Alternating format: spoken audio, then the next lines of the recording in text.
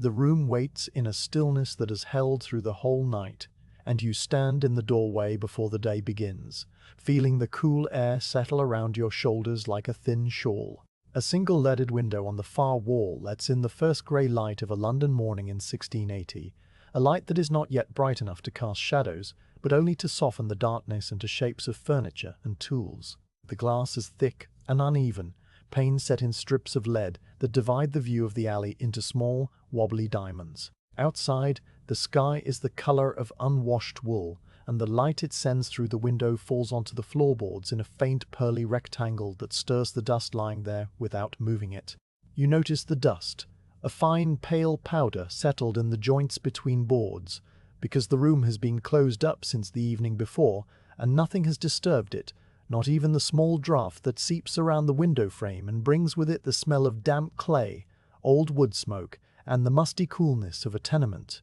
that has stood for generations. You breathe that smell slowly, letting it fill your nose and then your chest, and you know it as well as you know the weight of your own hands, because it is the smell of work waiting, the smell of the workshop that you have entered so many mornings that the act of stepping across the threshold is as automatic as the beating of your heart. The door behind you closes with a soft wooden thud, and the sound is absorbed by the walls as though the room itself has swallowed it whole. You take one step forward, then another, and the floorboards creak under your weight in a familiar pattern. The third board from the door always lifting slightly at its eastern end, so that the nail head presses up against the sole of your shoe. You walk slowly, because there's no hurry here, and the room stretches ahead of you with the quiet patience of a place that does not measure time by clocks, but by the gradual changing of the light and the slow accumulation of small, repeated tasks. The workbench runs almost the whole length of the wall under the window, a long table made of thick oak planks that have been smoothed by years of hands, damp clay, and the rubbing of tools left to rest on its surface. The grain of the wood shows in soft, dark lines, like the contour lines on a map of a gentle hill, and near the left end there is a pale patch where the wood has been bleached by countless wipes with a wet sponge. You let your gaze travel along the bench, seeing the things that are always there. The brass mold resting on a folded cloth,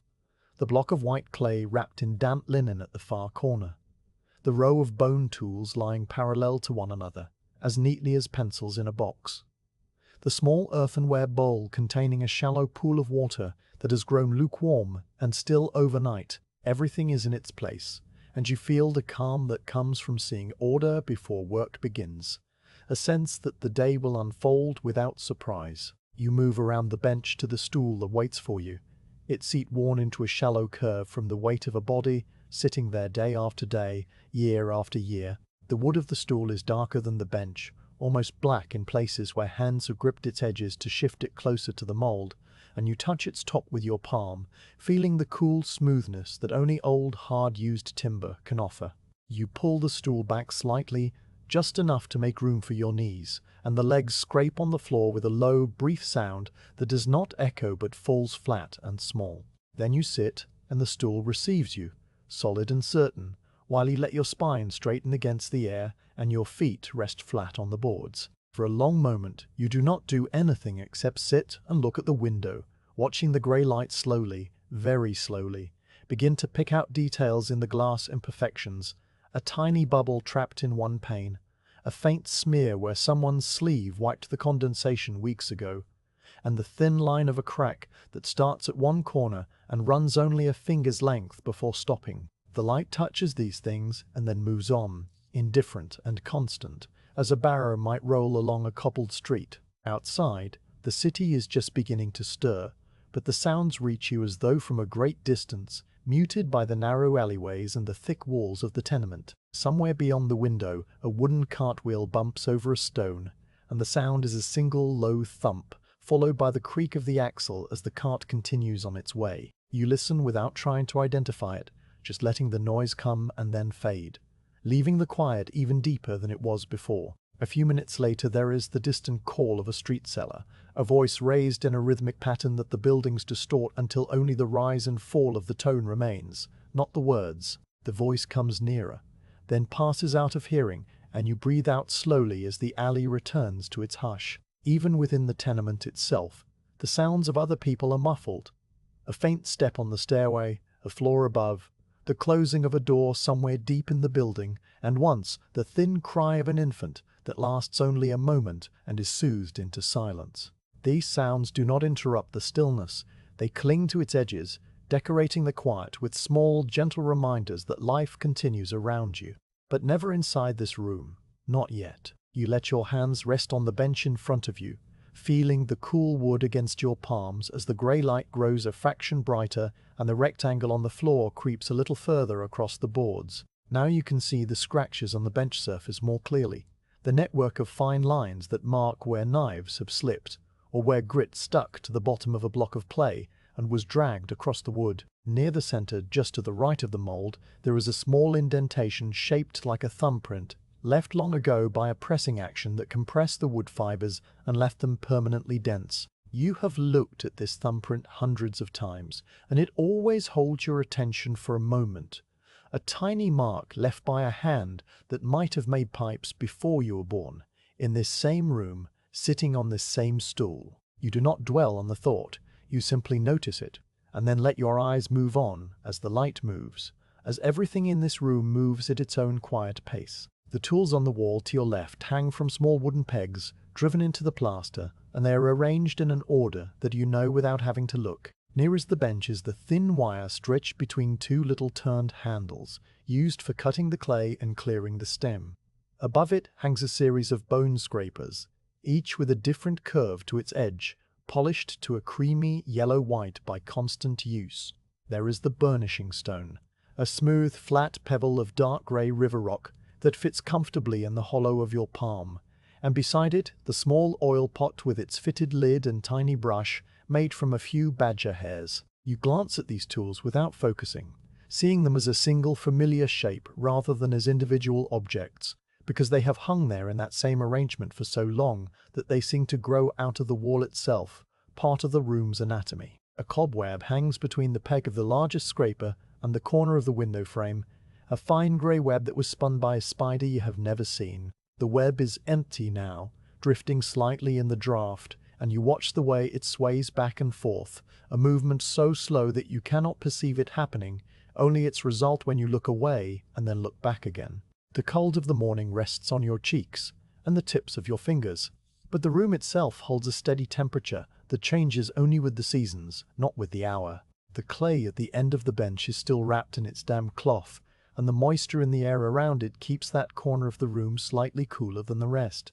A subtle difference you can detect on your skin when you lean that way. The fire in the small hearth at the far end of the room has long since turned to ash, and the scent of the old wood smoke that hangs in the air is faint enough now that it mixes with the clay smell and the general odor of lime plaster and old timber, forming a single, inseparable atmosphere that you breathe in and out without thinking. Your breath makes no visible cloud in the air, for the room is not quite cold enough for that, but you feel the slight warmth of your exhale against your upper lip, a small reminder of your own presence in the space. You notice now that the grey light has shifted, and a thin beam of pale morning sun has found a flaw in the leading of the window, sending a needle of light across the bench at a slant. The beam touches the corner of the brass mold and makes a tiny star of reflected brightness on the ceiling, a point of gold that trembles almost imperceptibly as the building settles around you. You watch the star for a while, maybe a full minute or maybe much longer,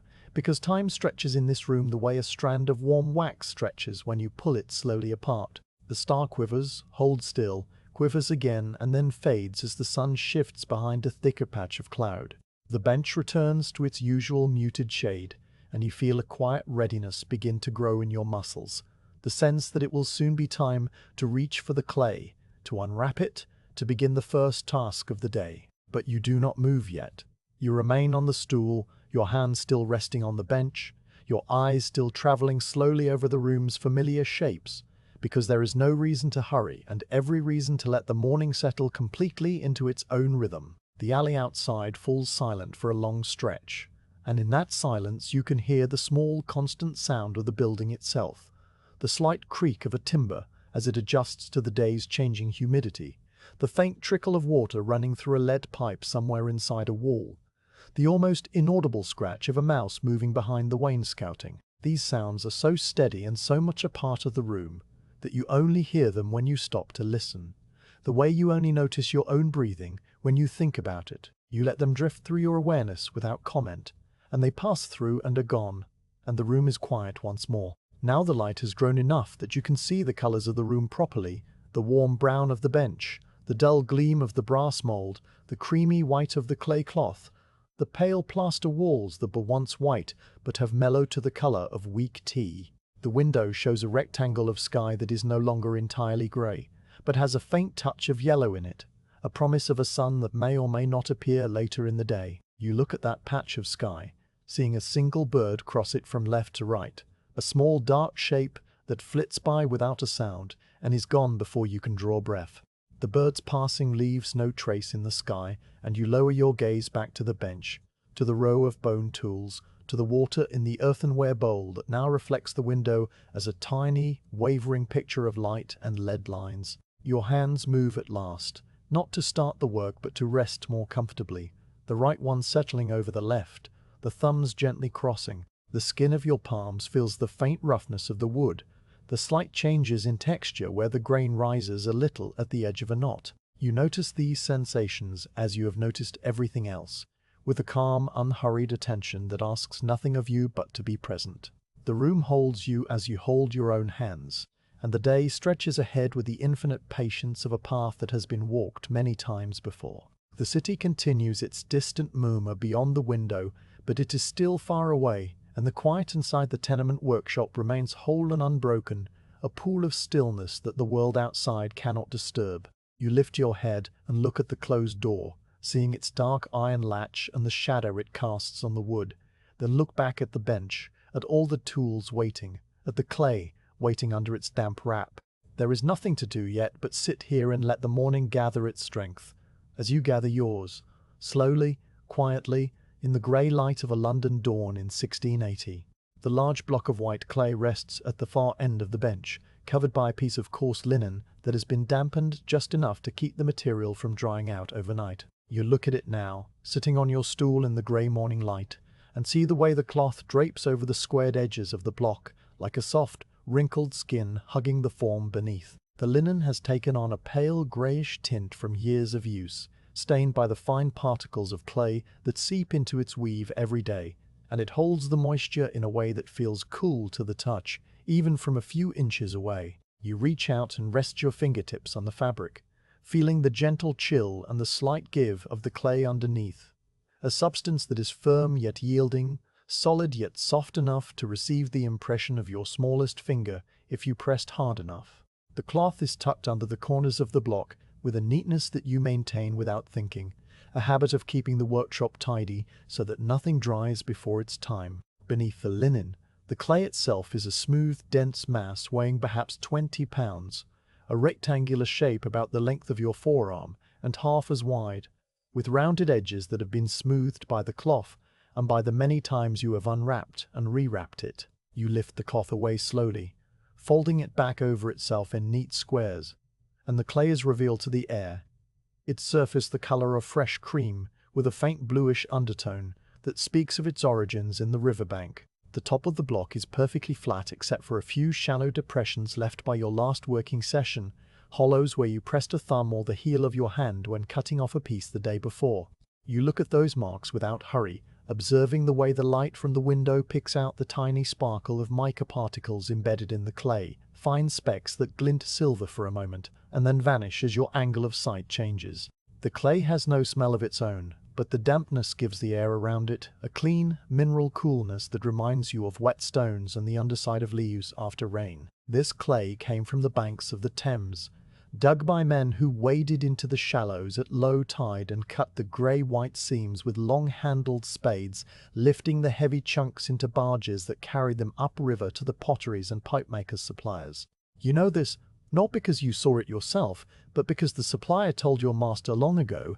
and the knowledge has passed down to you as part of the daily facts of the trade, the same way you know that the clay was washed and sieved and left to settle in great troughs until only the finest particles remained suspended in the water, then drained and dried to a workable consistency. The clay on your bench is the result of that long, slow process of refinement, and it contains no grit, no organic matter, nothing that would spoil the smooth surface of a pipe bowl or crack in the kiln. When you press your thumb into the edge of the block, it leaves a clean impression with sharp edges, and the clay clings slightly to your skin without sticking fast, a sign that the moisture content is exactly right for the day's work. You take up the thin wire cutter that hangs on its peg beside the bench, feeling the small wooden handle settle into your palms as you lift it down. The wire itself is no thicker than a horsehair, stretched taut between the two turned handles,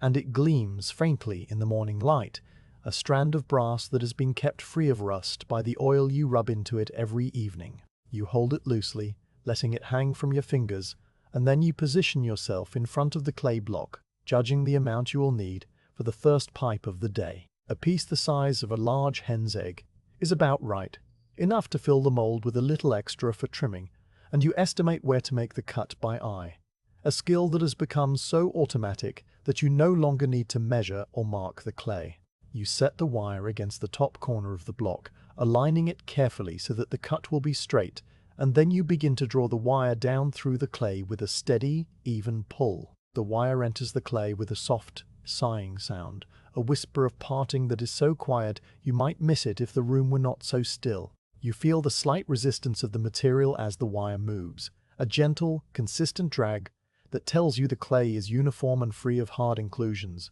The handles pull apart in your hands as you draw the wire deeper,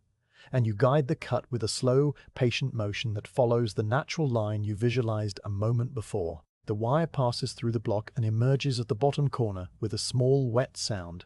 and the piece you have cut separates from the main block, falling gently onto the damp cloth with a soft, heavy little thud. You lift the wire away and set it aside, then pick up the newly cut piece, turning it over in your hands to examine the surfaces that the wire exposed. The cut faces are smooth and almost shiny, the clay so fine that the wire has left no visible striations, only a slight sheen like the surface of a pond just before a breeze disturbs it. You run your thumb across one cut face and feel the cool, satiny texture, a surface that is perfect and ready for the next stage, though you will still need to wedge the clay to remove any hidden air bubbles that might expand in the kiln and ruin the pipe. You place the cut piece on a clean area of the bench and return the damp cloth to the main block, tucking it in at the corners so that the clay will stay fresh while you work. Now you focus on the smaller lump, rolling it between your palms to form a rough ball, feeling the clay respond to the warmth of your hands and begin to soften ever so slightly at the surface. The lump is irregular at first, with flat planes from the wire cut and rounded edges where your fingers have pressed, but as you work it gently, it becomes a more uniform sphere, cool and heavy in your palm. You set it down on the wooden wedging board that lies to the right of the bench, a thick slab of oak that is slightly concave from years of use, its surface worn smooth and slightly greasy from the natural oils in the clay. The board has a faint pattern of circular marks left by countless wedging motions, overlapping spirals that catch the light differently depending on the angle, and you place the clay ball in the center of these marks, ready to begin the slow rhythmic work of driving out the air. Wedging is a simple action, a repeated folding and pressing that you have done so many thousands of times that your hands know the rhythm better than your mind could ever describe it. You lean forward slightly, letting your weight shift onto your arms, and press the heel of your right hand into the clay, pushing it forward and down against the board so that it flattens and stretches into an oval. Then you lift the far edge, fold it back over itself toward you,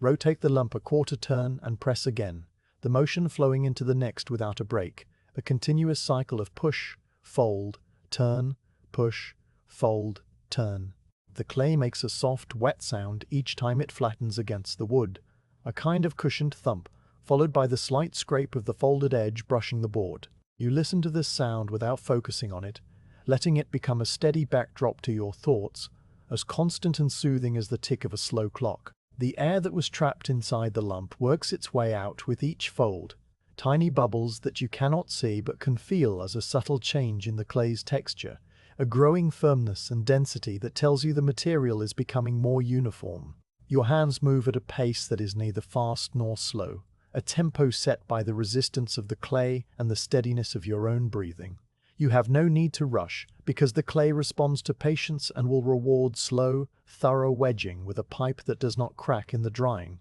or explode in the fire. As you work, Your mind drifts without latching onto anything in particular, wandering over the surface of the present moment like a hand brushing over silk. You notice the way the light has grown a little brighter at the window, the faint sound of a gull crying somewhere over the rooftops, the smell of the damp clay that now fills the air more strongly, a clean earthy scent that mingles with the old wood smoke and the coolness of the room. The clay under your hands is changing, becoming warmer from your body heat and more plastic, so that the folds disappear more quickly and the lump holds a smooth, rounded shape without cracking at the edges. You turn it over and examine it, pressing your thumb into the surface and watching how the impression holds its form without the clay sticking to your skin. It is ready, or nearly ready, and you give it a few more folds just to be sure, watching the surface grow ever more uniform, the tiny sparkles of mica becoming evenly distributed throughout the mass.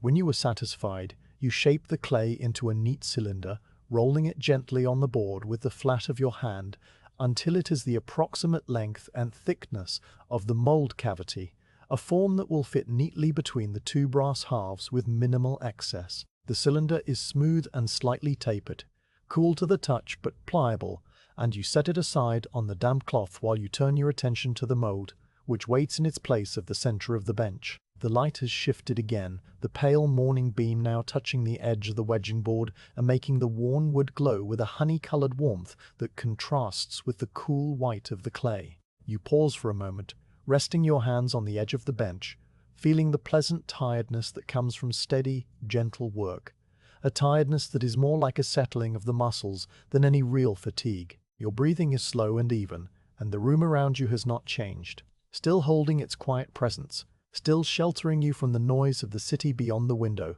A cart passes in the alley, its iron-rimmed wheels grinding on the cobbles, and the sound rises and falls like a wave on a pebbled shore, leaving a deeper silence behind it. You listen to the silence, and then you look back at the clay cylinder, at the damp cloth covering the main block, at the mold and the bone tools and the earthenware bowl of water, all of them waiting with the same patience they have shown since you first sat down on the stool. The room is ready, and you are ready, and the next small step in the making of a pipe sits before you, like a quiet invitation, asking nothing more than your continued attention and the slow, calm movement of your hands. So you remain on the stool for a little longer, letting the morning settle fully into the day, before you reach for the mold and begin to open its halves. The clay rests on the cloth, the light rests on the wall, and the time passes without hurry, as it always does in this workshop in the year of 1680. The mold sits on the folded cloth at the center of the bench, a quiet presence that has waited through the night,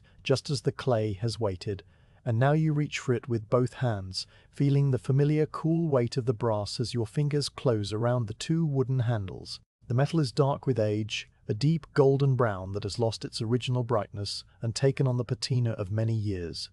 A surface that seems to absorb the light rather than reflect it, though here and there a faint gleam catches at the edges where constant handling has polished the brass to a softer, warmer shine. You lift the mold from the cloth and hold it in front of you, letting it rest in your palms so that you can feel the way the weight balances evenly between the two halves, the left and right sides of the tool joined by a sturdy hinge that runs along the bottom edge like the spine of a small brass book. The mold is not large, no bigger than a modest loaf of bread,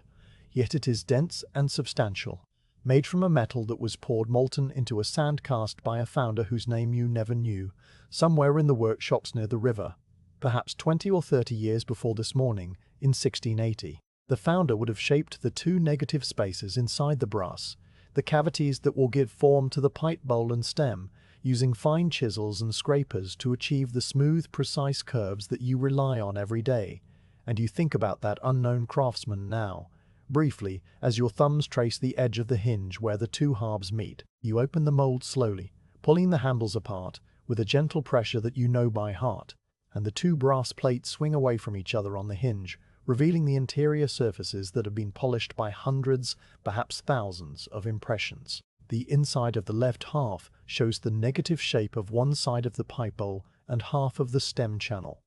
a smooth scooped-out hollow that rises from a shallow rounded depression to a long tapering groove that ends near the top of the mold. The right half mirrors this shape exactly, so that when the two sides are closed together, The hollows align perfectly to form a complete three-dimensional cavity in the precise shape of a finished pipe, ready to be filled with soft clay and pressed into form. You look into the open mold as you would look into a calm pool of dark water, seeing the way the light from the window slides across the polished brass surfaces, picking out the fine concentric lines left by the scraper that shaped them, lines so faint that you can only see them when the light hits at a certain angle. The brass feels cool against your fingers where you touch the edges, and you notice the clean sharpness of the rims that frame each cavity. Rims that have been kept free of nicks and burrs because you take care of them, knowing that any imperfection in the mold will transfer to the clay and ruin the smoothness of the pipe. You close the mold again, bringing the two halves together with a soft, precise click as the alignment pins seat themselves into their matching sockets. The pins are two small brass cylinders set into the lower half of the left plate, and they fit into two corresponding holes drilled into the lower half of the right plate. A system that ensures the two sides align exactly every time, without shifting or slipping. You feel the tiny vibration of the pins entering their sockets, a delicate sensation transmitted through the handles to your palms, and you press the mold closed just tightly enough to feel the firm, solid contact of brass against brass along the entire seam line. Then you open it again and close it again, letting the motion repeat itself several times. A slow, meditative rhythm that you perform not because the mold needs testing, but because the act itself is soothing. The quiet click of precision, the effortless swing of the hinge, the way the two halves come together as neatly as the covers of a fine pocket watch. The hinge is a simple mechanism, a row of interlocking brass knuckles with a steel pin running through them, and it moves with a smoothness that comes from years of use and the thin application of oil that you renew each evening. You tilt the mold from side to side and watch the hinge flex without catching. A silent, fluid movement that speaks of good craftsmanship and careful maintenance. Now you set the mold down on the cloth and pick up the small pot of oil that waits beside the earthenware bowl. A squat-lidded vessel made of the same dark brown stoneware as the bowl, its surface glazed with a fine crackle pattern that catches the light. You remove the lid and set it aside, revealing the pale amber oil inside, a substance pressed from linseed and kept pure for the single purpose of protecting the mold from rust and preventing the clay from sticking. The oil has a faint, nutty smell that rises from the pot as you dip the tip of a small brush into it. A brush made from a few boar bristles bound to a short wooden handle, its tip worn to a soft point by repeated dipping and wiping. You lift the brush and let the excess oil drip back into the pot for a moment. Then you bring it to the open mold and begin to wipe the interior surfaces with slow, circular strokes, painting the oil onto every curve and crevice. The bristles slide over the polished brass with a faint hissing sound, a whisper of contact that is almost too quiet to hear, and the oil spreads into a thin, glistening film that darkens the metal slightly and brings out the subtle variations in its color. The cloudy patches where the brass has oxidized over time, the brighter streaks near the edges where the scraper worked hardest, the tiny dots of darker patina that cluster at the bottom of the bowl cavity like the spots on a thrush's egg. You oil the left half first, running the brush around the bowl depression, tracing its contours from the wide mouth down to the narrow base, then following the stem groove upward with a single, continuous stroke that leaves a trail of shimmering oil behind it. You pay special attention to the rim, the flat surface that will press against its counterpart and create the seam line on the clay pipe,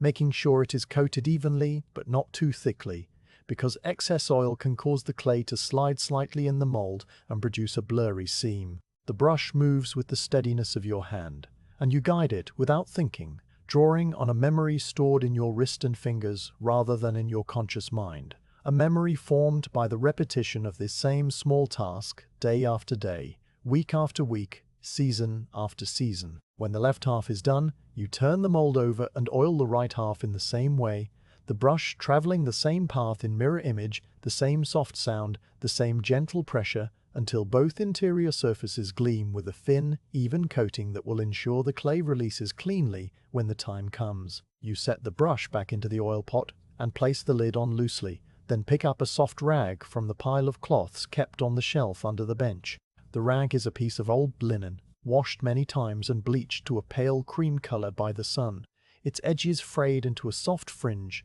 its surface smooth and warm to the touch. You use this rag every day for wiping the mold after oiling, and it has taken on a permanent oily residue that keeps it from being useful for anything else. A faint slickness that makes it glide over the brass without catching. You fold the rag into a small pad and begin to wipe the exterior of the mold. The backs of the plates, the hinge, the handles, the edges, removing any dust or stray clay particles that might have settled there overnight. The brass warms slightly under the friction of your wiping, and as you work, you notice the small marks that the mold has accumulated over its lifetime. The fine scratches on the surface where a tool slipped once. The shallow dent on the corner of the right plate where it was dropped on a stone floor long before you ever held it. The faint initials scratched into the side of the left handle, perhaps by a pipe maker who owned this mold decades ago and wanted to mark it as his own. The initials are worn and smoothed by handling, so that only the curves of the letters remain visible, and you cannot tell what name they once spelled, but you touch them briefly with your thumb, feeling the slight roughness of the shallow engraving, before you continue wiping the rest of the mold. The mold's two handles are made of walnut, turned on a lathe to a comfortable shape that fits the curve of your palms, and they are attached to the brass plates with sturdy iron rivets that have been peened over on the inside. The wood is dark, almost black, with a fine grain that shows as faint, wavy lines running parallel to the long axis of the handles, and years of handling have polished them to a satiny finish that glows softly when the light catches them. You wipe each handle carefully, paying attention to the ends where the wood meets the brass, cleaning away any dried clay that might have lodged in the crevice, and then you turn the mold over and wipe the hinge, working the rag into the spaces between the knuckles to remove any grit. The steel pin that runs through the hinge is a dull grey colour, not bright like new steel, but darkened by the oil that has seeped into it over time, and it moves fractionally as you wipe it, rolling slightly under the pressure of your thumb. You find a small speck of dried clay stuck to one of the knuckles and you pick it off with your fingernail, then wipe the spot clean until no trace remains. Now you sit back on the stool, holding the mold in your lap with both hands, and you look at it closely, the way a collector might look at a favorite object, not with haste, but with a quiet appreciation for its history and its usefulness. The mold is a tool that has outlasted several pipe makers, you realize, and it will outlast you as well, passing on to another pair of hands in another workshop, in a future you will never see. The thought does not trouble you. It settles into your mind as lightly as a leaf falling onto still water, and then it passes, leaving only the calm awareness of the present moment, the weight of the brass against your thighs, the cool air of the room, the steady grey light that continues to grow at the window. You open the mold one more time and look at the interior cavities, the negative spaces that hold the potential of a pipe within them, a space that is now empty but will soon be filled, pressed, and then emptied again, the cycle repeating as it always does. The bowl cavity is a smooth, deep depression shaped like an acorn cup, its walls curving gently inward to a rounded bottom that will form the heel of the pipe, and the stem cavity is a long, tapering cone that runs from the bowl's side all the way to the top edge, where it ends in a narrow, rounded opening that will form the mouthpiece. The intersection of the bowl and stem cavities forms a small, sharp ridge inside the mold, a feature that must be filled carefully with clay to avoid trapping air, and you make a mental note of that ridge, though you have pressed clay into this mold so many times that the note is barely a thought, more a flicker of recognition that passes through you and is gone. You close the mold and set it back on the folded cloth, aligning it carefully so that it sits square and ready for the next step. Then you pick up the rag and give the wedge board a quick wipe, removing the small smears of clay left from the wedging, and you rinse your hands in the earthenware bowl, feeling the cool water close over your fingers, washing away the slight stickiness of the clay and leaving your skin clean and fresh. You dry your hands on the same rag, and then you sit for a moment looking at the mold as it rests on the bench, its brass surfaces glowing faintly with the thin film of oil, its wooden handles smooth and dark, its hinge aligned and ready. The mold has been prepared, and it now waits with the same patience you have come to expect from everything in this room, a patience that does not hurry you or push you, but simply holds the space open until you are ready to begin the pressing. The light from the window has shifted again, the soft beam that once touched the wedge board now climbing the far wall, illuminating a patch of plaster where a faint, old stain, the shape of a handprint, is just visible, a mark left by someone long ago and never painted over. You look at the stain, and then you look back at the mold, and you feel the quiet readiness that comes when one small task is completed, and the next small task waits just ahead. The morning is still young, the room is still silent, but for the distant sounds of the city, and you sit on your stool in the tenement workshop with the mold before you, a tool that carries the memory of every pipe it has ever formed, ready to make one more. The clay cylinder rests on the damp cloth where you left it, its surface now slightly firmer from the few minutes it has sat in the open air, and you pick it up with your right hand while your left hand reaches for the mold. The clay is cool and smooth, heavier than it looks, and it fits into your palm with the comfortable weight of something that has been shaped for this exact purpose. You turn it over once, checking the surface for any cracks or dry spots, but the wedging has done its work well, and the clay is uniform, pliable, ready to receive the impression of the mold. You set it down again for just a moment while you position the mold on the bench, opening its two halves so that they lie flat on the folded cloth like the wings of a brass butterfly, the interior cavities facing upward and waiting. The oiled surfaces gleam softly in the morning light, and you see the faint reflection of the window in the bowl depression, a tiny distorted rectangle of grey sky and lead lines that wavers as you move your head. Now you take the clay cylinder and lower it carefully into the left half of the mold, the half that contains the deeper bowl cavity and the longer portion of the stem groove. The clay settles into the hollow with a soft, muted sound, a kind of cushioned settling as the material makes contact with the oiled brass, and you press it down gently with your fingers, working from the center outward, pushing the clay into the bowl depression first and then along the stem channel. The clay yields under your touch, flowing into the curves of the mold with a slow, obedient plasticity, and you feel the way it fills the spaces you cannot see, the undercuts and the rounded base, the narrow taper of the stem. Your fingers move with a practiced rhythm, pressing here, smoothing there, adding a little more clay where the cavity seems deeper, spreading the excess away from the rim so that it will not squelch out too much when the mold closes. The clay begins to take on the negative shape of the mold, a reverse impression that is still hidden from your eyes, and you work it until the surface is roughly level with the brass rim, a smooth, slightly domed fill that rises just a fraction above the metal edge. You pause for a moment and look at the clay in the open mold, checking that it has reached every corner of the cavity, and you notice a small hollow near the junction where the bowl meets the stem, a place where the clay has not quite filled the sharp ridge inside the mold. You take a tiny pinch of clay from the spare lump you left on the cloth and press it into that hollow, blending it with your thumb until the fill is continuous and unbroken,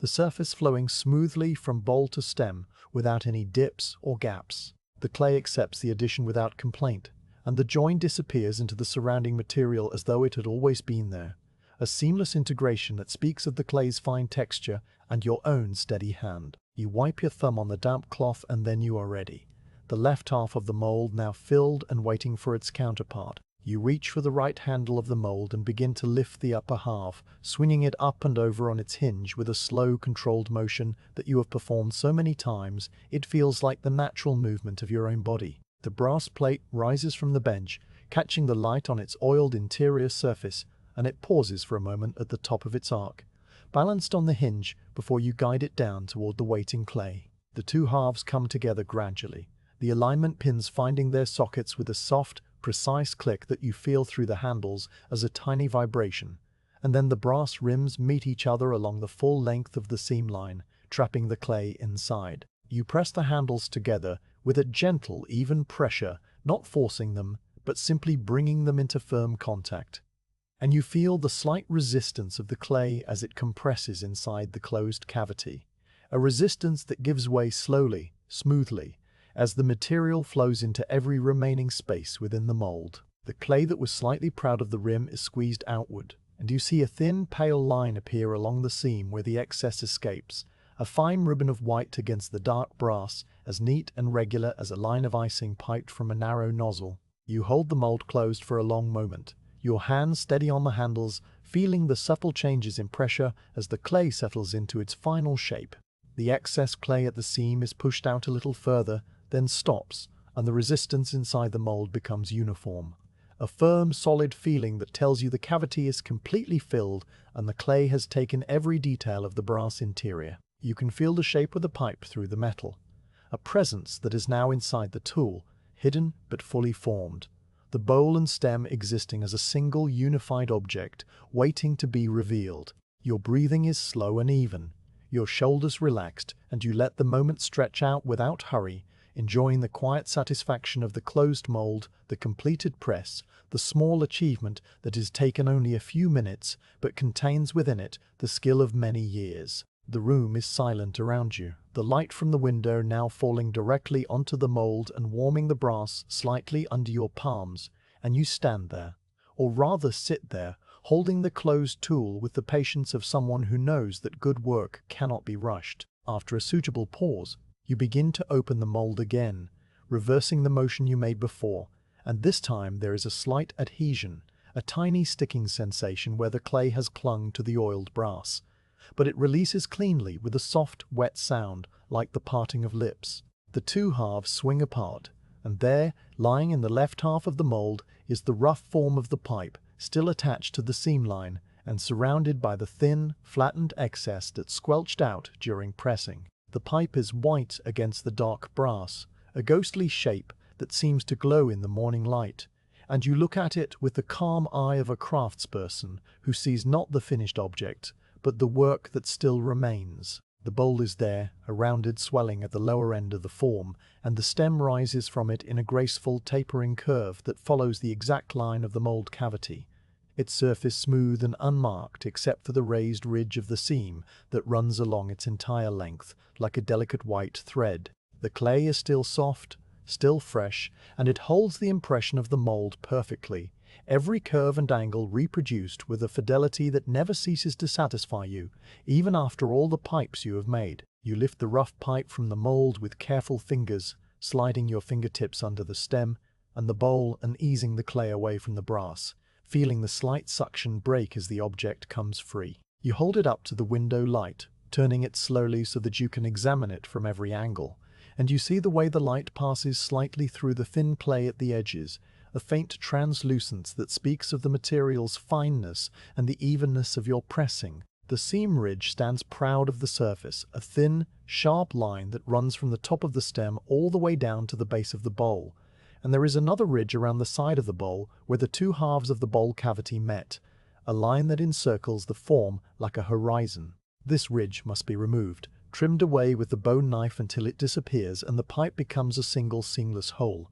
But that is work for the next stage, and for now you are content to hold the raw pipe in your hands and feel its cool, damp weight, the weight of something that has just come into existence from a lump of clay in a brass mold, because of the simple, repeated actions of your hands. You set the rough pipe down on a clean part of the bench, placing it on a small square of damp cloth, so that it will not dry too quickly or stick to the wood, and you turn back to the mold, which now needs to be cleaned of the small bits of clay that have adhered to its surfaces. You pick up the bone scraper, the one with the wide, flat edge, and you run it gently along the rims of the mold, scooping up the thin ribbon of excess clay that was squeezed out during pressing. This clay is still soft and can be returned to the spare lump on the cloth. Nothing wasted, every scrap reused until it is too dry to work. You scrape the left rim, then the right, then you carefully pick a tiny speck of clay from the bowl cavity with the tip of the scraper, a speck no bigger than a pinhead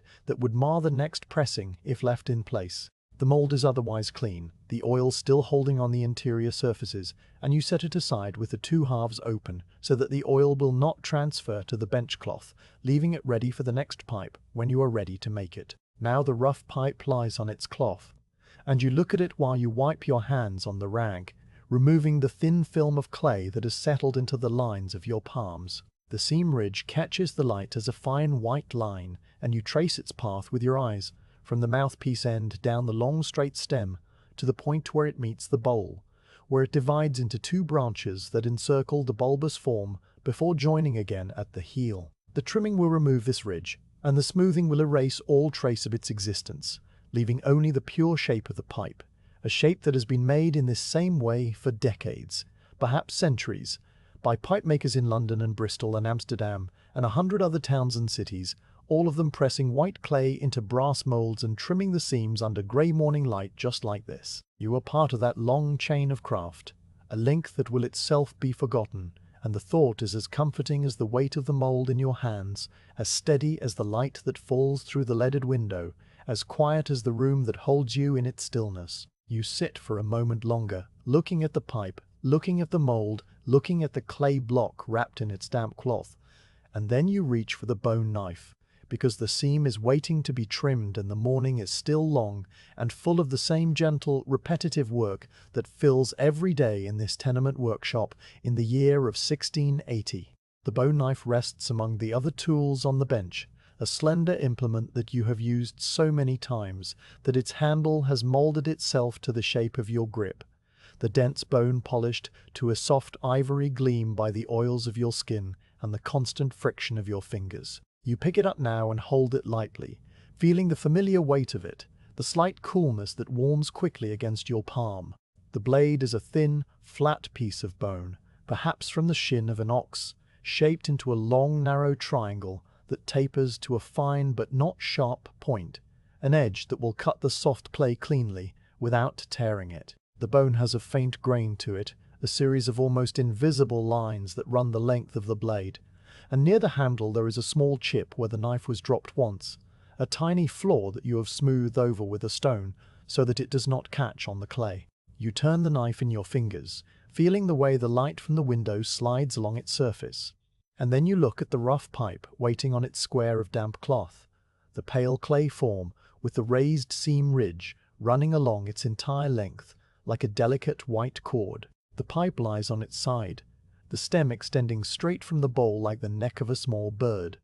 and the seam is most prominent along the top, where the two mold halves pressed together and squeezed out that thin line of excess clay. You reach out and turn the pipe slightly, rotating it so that the light falls directly on the seam, making the ridge cast a tiny shadow that helps you see its exact path. The ridge is uneven in places, slightly thicker near the bowl where the clay was under more pressure, thinner along the stem where the mold cavity was shallower, and the excess escaped more easily. You touch it with the tip of your index finger, feeling the slight roughness of the clay particles that have been compressed into a delicate crest, a ridge that is not much thicker than a piece of coarse thread. It gives under your touch, soft and fragile, and you know that it will come away with the lightest scrape of the bone knife. You settle yourself on the stool, resting your elbows on the edge of the bench, and you bring the pipe closer, positioning it so that the bowl faces to the left and the stem extends to the right, a comfortable orientation for your right-handed trimming. The first cut is always the most deliberate, the moment when you set the blade against the clay and decide where to begin, and you choose a point at the very top of the stem, just below the mouthpiece end, where the ridge is thinnest and the trimming will be easiest. You place the edge of the bone knife against the base of the ridge, angling it slightly so that the flat of the blade rides along the surface of the clay while the edge bites into the base of the excess, and you draw the knife toward you with a slow, steady pull. The blade moves through the clay with almost no resistance, and a thin shaving of white curls up ahead of the edge, a delicate pale ribbon that lifts and then falls away onto the bench, the clay parting as smoothly as cream from the top of milk. The ridge that was there a moment ago is gone, replaced by a faint, slightly lighter line where the underlying clay was protected from the air, a line that will disappear completely as you smooth the surface later. You lift the knife away and look at the cut, observing how the blade has left a clean, flat track behind it, a shallow groove that follows the exact path of the former seam.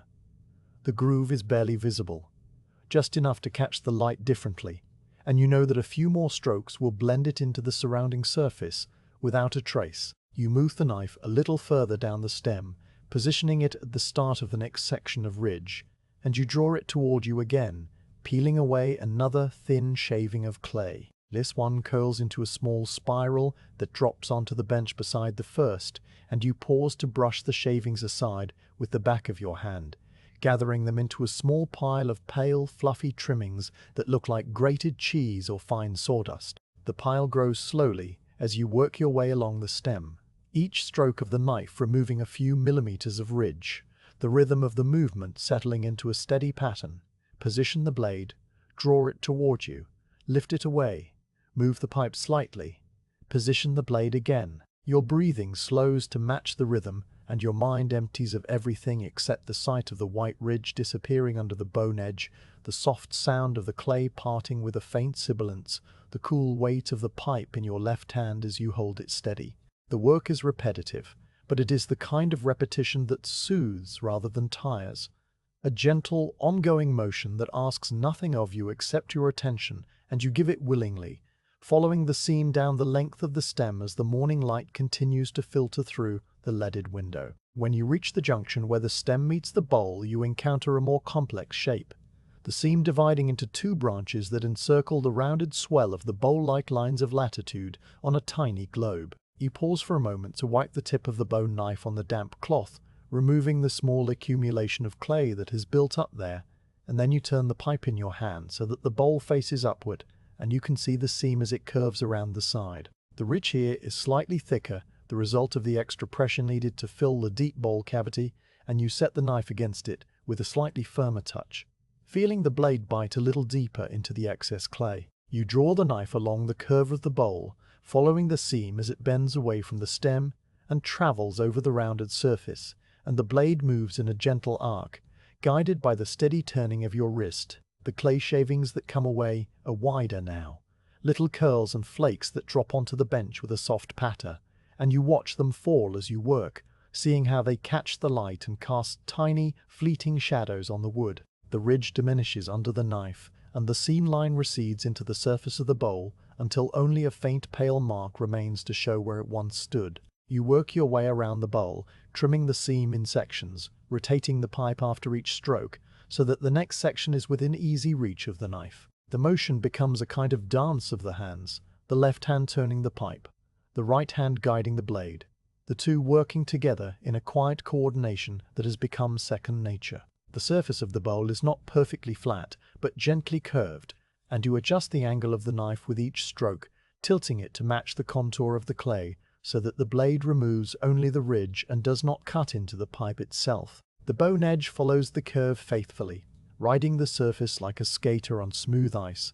and the ridge disappears in a series of thin, curling strips that pile up on the bench beside the shavings from the stem. You can feel the shape of the bowl under your fingers, the roundness of it, the way it swells and then tapers toward the heel, and you use that tactile sense to guide your trimming, letting your touch tell you when the ridge is fully removed and the surface is smooth and unbroken. At the heel of the bowl, the two branches of the seam come together and end in a small, slightly raised bump of clay, a kind of knot where the excess from both sides of the bowl mold gathered during pressing. This bump is larger than the rest of the ridge, a tiny mound about the size of a lentil, and you approach it carefully with the tip of the bone knife, using a series of small, precise scrapes to pare it down. The blade taps gently against the clay, chip by chip, reducing the bump to the same level as the surrounding surface, and then you smooth over the area with the flat of the knife, blending the edges of the trim spot into the bowl so that no bump or hollow remains. The clay is still soft enough to respond to this blending, its surface becoming uniform under the gentle pressure,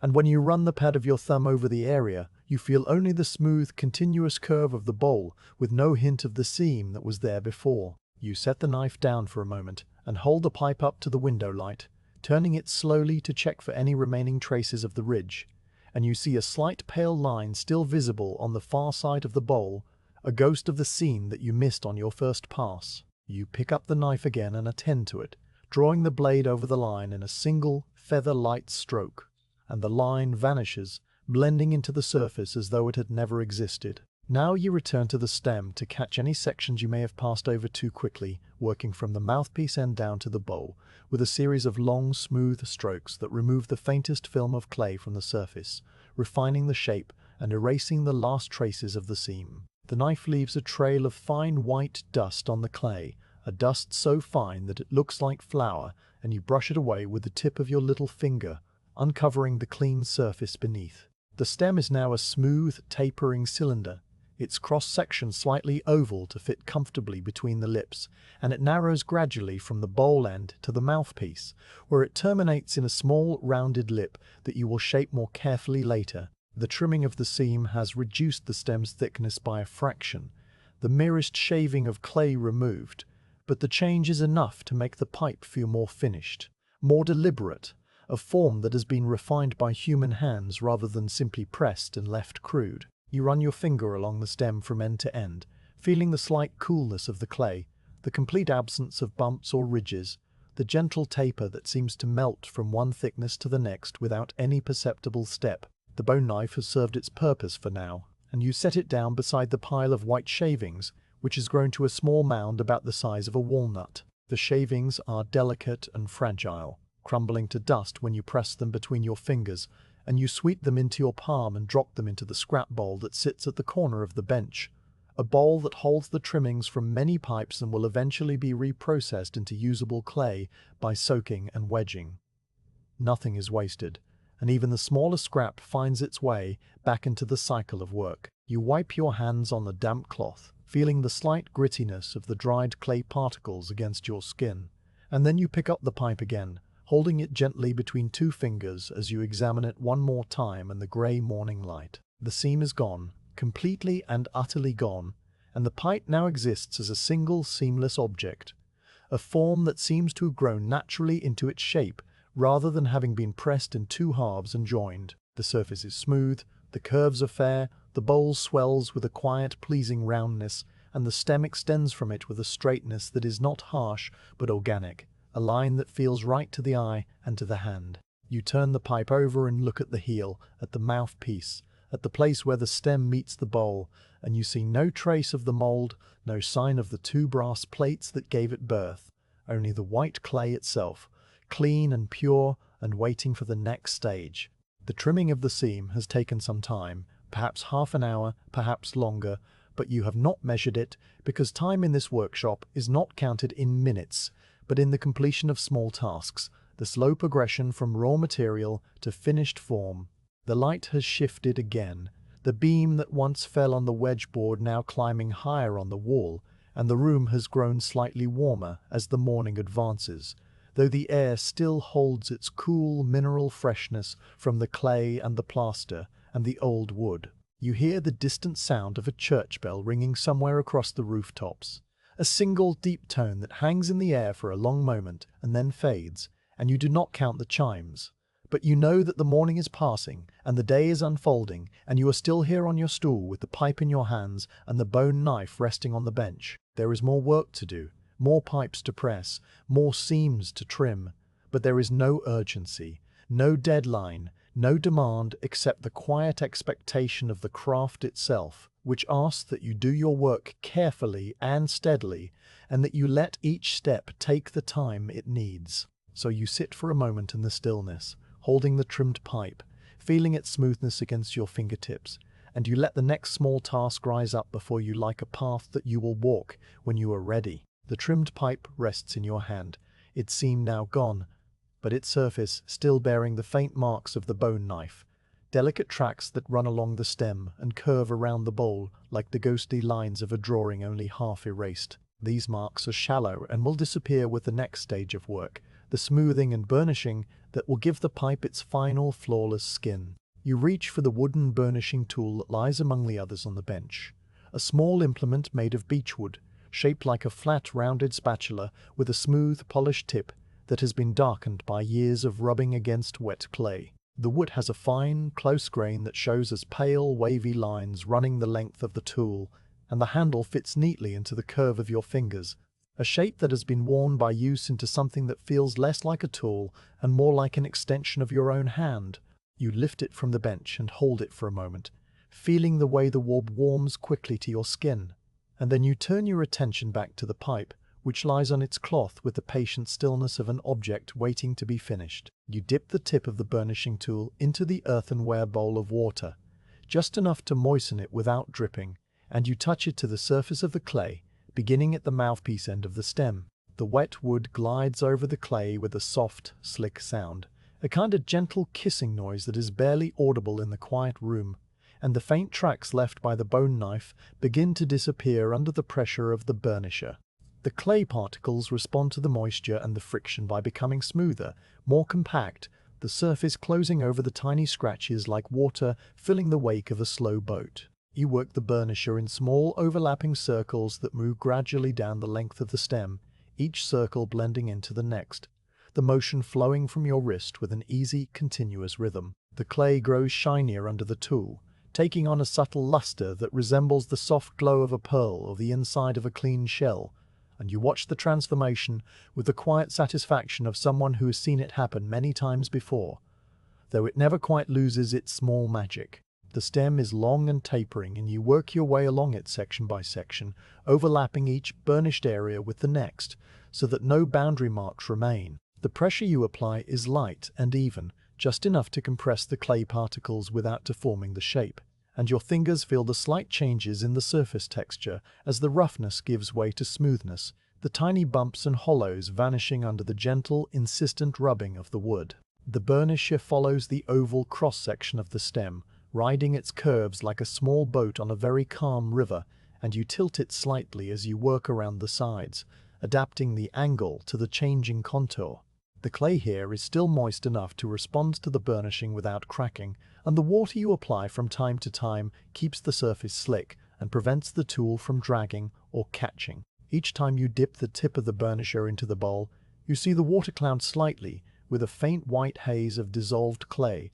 and you stir it with the tool before lifting it out, watching the tiny particles swirl and settle. When the stem is finished, smooth and faintly glossy from end to end, you turn the pipe in your hand so that the bowl faces upward, and you begin to work on its rounded surface with the same slow, circular motion. The bowl is a more complex shape than the stem, a swelling organic form that demands a slightly different touch, and you adjust your grip on the burnisher, holding it a little closer to the tip for finer control. You start at the rim of the bowl, the circular opening that will later hold the tobacco, and you run the burnisher around its edge with a delicate, even pressure, smoothing the slight roughness left by the mold and the trimming. The rim is a narrow, flat ring, and you take care to keep it level and true, working the tool in a continuous circuit that travels around the opening several times, the wood whispering softly against the clay. The rim becomes smooth and regular, a neat circle that will look tidy when the pipe is finished,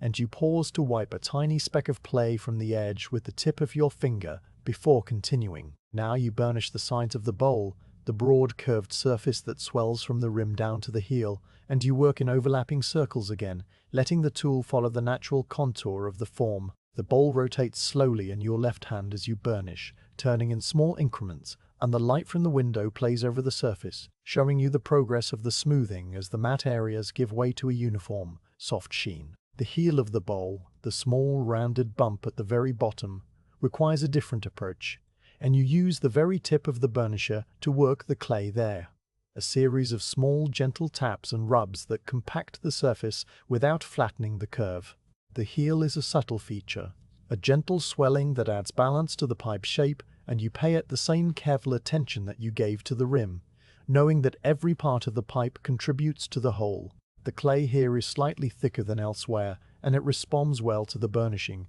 becoming smooth and dense under the tool, the surface closing up like a flower at dusk. The final area to burnish is the junction where the stem meets the bowl, a curved, transitional zone that you smoothed earlier with the bone knife, but which still bears some faint irregularities from the trimming. You work the burnisher into the angle with slow, careful strokes, blending the two forms together so that the stem and bowl seem to flow into each other without a visible join. The angle is gentle, a smooth radius rather than a sharp corner, and the burnisher follows it easily, the wood sliding from the flat of the stem onto the curve of the bowl and back again, in a single, continuous motion. You repeat this movement several times, each pass adding to the smoothness, until the junction feels as uniform as the rest of the surface. A seamless transition that the eye accepts without question. Then you set the burnisher down on the bench and pick up the small piece of wet sponge that you keep beside the water bowl.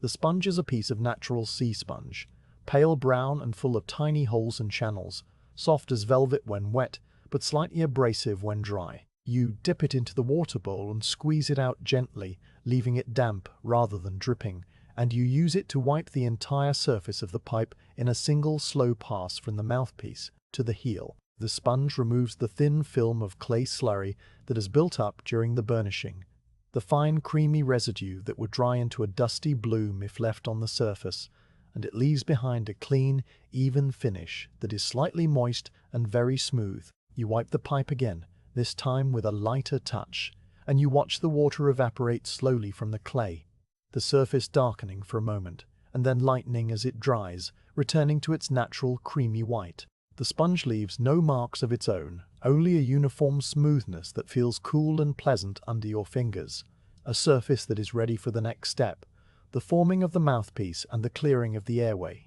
You set the pipe down on its cloth and pick up the sponge again, this time using it to clean the burnishing tool, wiping away the small smears of clay that have accumulated on its tip and handle. The wood darkens with the moisture and then dries quickly in the air, returning to its usual pale brown, and you place the tool back in its spot on the bench, aligning it beside the bone knife and the wire cutter. The bench is still tidy, the tools still arranged in their familiar order, and the only sign of the work you have done is the small pile of clay shavings in the scrap bowl and the damp patches on the cloth where you have wiped your hands. You rinse your fingers in the water bowl, feeling the coolness of the water against your skin, and you dry them on the rag, taking a moment to look at the pipe that now lies smooth and complete in its rough form on the damp cloth. The pipe has changed since it emerged from the mold, the crude seam replaced by a smooth, unbroken surface, the faint tracks of the bone knife erased by the burnisher and the sponge. Its shape is now fully apparent,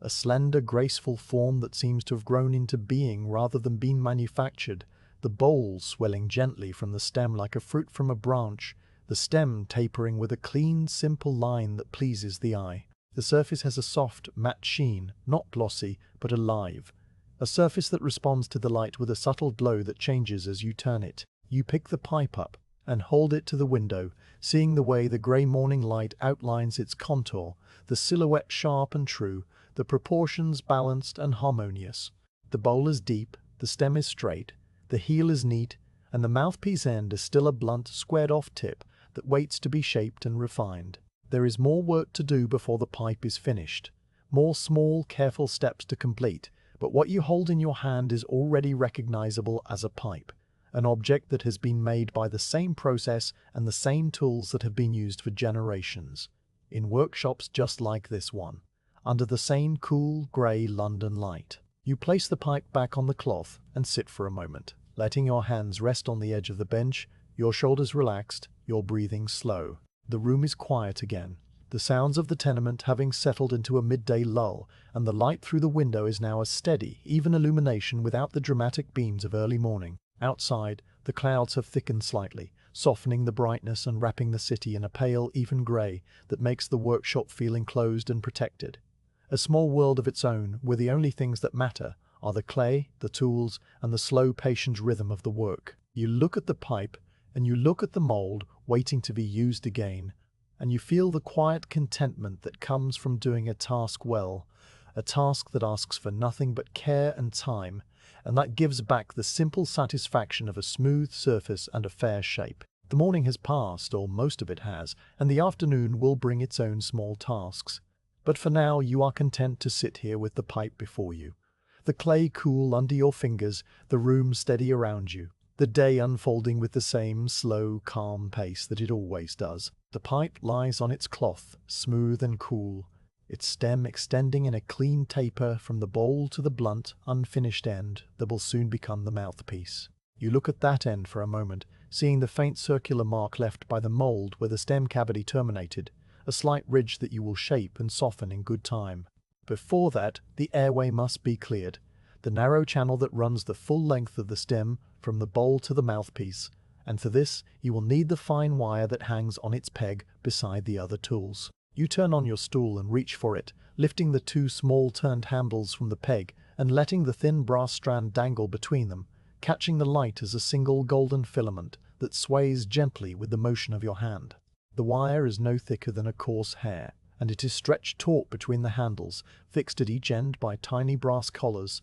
that you have never needed to adjust. You hold the tool lightly, feeling the slight tension of the wire vibrating against your fingers, and then you bring it to the pipe, positioning the tip of the wire at the exact center of the mouthpiece end, where the stem channel should open. You pause before inserting the wire, aligning it carefully with the axis of the stem, because any deviation might push the clay outward and spoil the straightness of the bore. The pipe is cradled in your left hand, the bowl resting against your palm while the stem extends outward, and you bring the wire to the clay with the slow, deliberate intention of someone threading a needle with a very fine eye. The tip of the wire touches the surface of the clay at the mouthpiece end, dimpling it slightly, and you begin to push with a gentle, steady pressure that is barely more than the weight of your own hand. The wire enters the clay with a faint, soft sensation, a kind of granular yielding that you feel through the handles as a tiny, continuous drag, and you watch the point disappear into the white material,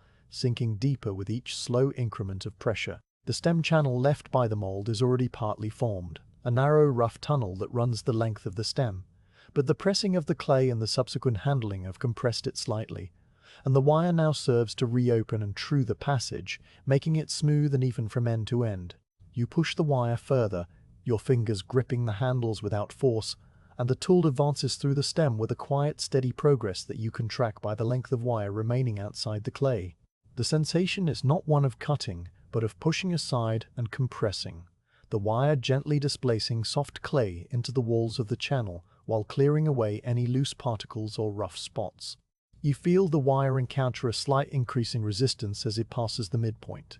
perhaps a small nodule of denser clay, and you rotate the handles slightly between your thumb and forefinger, turning the wire in a slow, rolling motion that helps it navigate the obstruction without forcing it. The turn is a delicate movement, no more than a quarter twist in each direction, and the wire responds by easing through the tight spot with a subdued, gritty whisper that you feel rather than hear. Once past that point, the resistance eases again, and the wire slides forward until your right hand is nearly touching the mouthpiece end, the tool now almost fully inserted. At the bowl end, the tip of the wire has reached the junction where the stem channel meets the bowl cavity, and you feel a subtle change in the pressure, a slight giving way as the point emerges into the empty space of the bowl. You keep pushing gently, and the wire appears through the hole at the bottom of the bowl, a thin brass point that glints in the grey light as it pushes a tiny plug of clay ahead of it. The plug is a small, compacted cylinder of clay,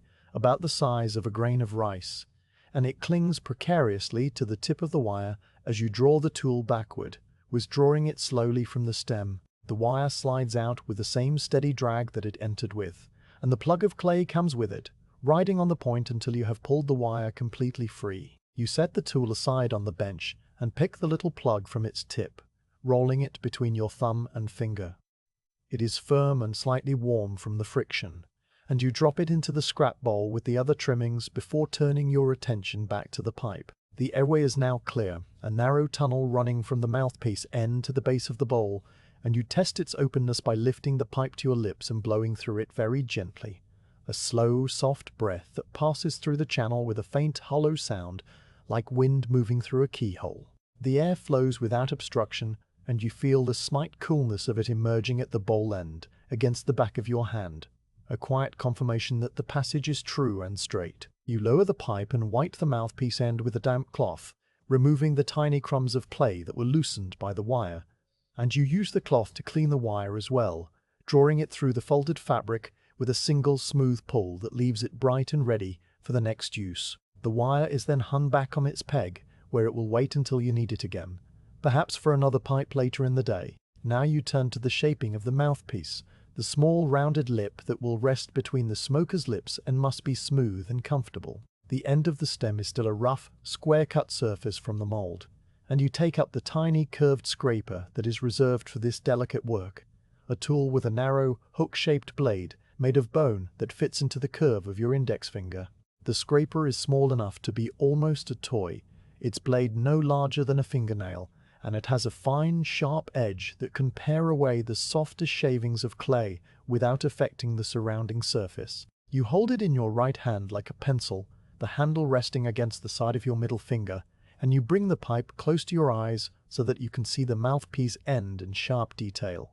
every small irregularity made clear by the window light. The first task is to round the sharp corner where the flat end of the stem meets the side wall, a 90-degree edge that would be uncomfortable to hold in the mouth. You set the curved blade against this corner and draw it lightly across the clay, removing a thin curling shaving that spirals away and drops onto the bench. The blade leaves behind a soft, beveled edge, the sharpness replaced by a gentle curve that feels pleasant to the touch,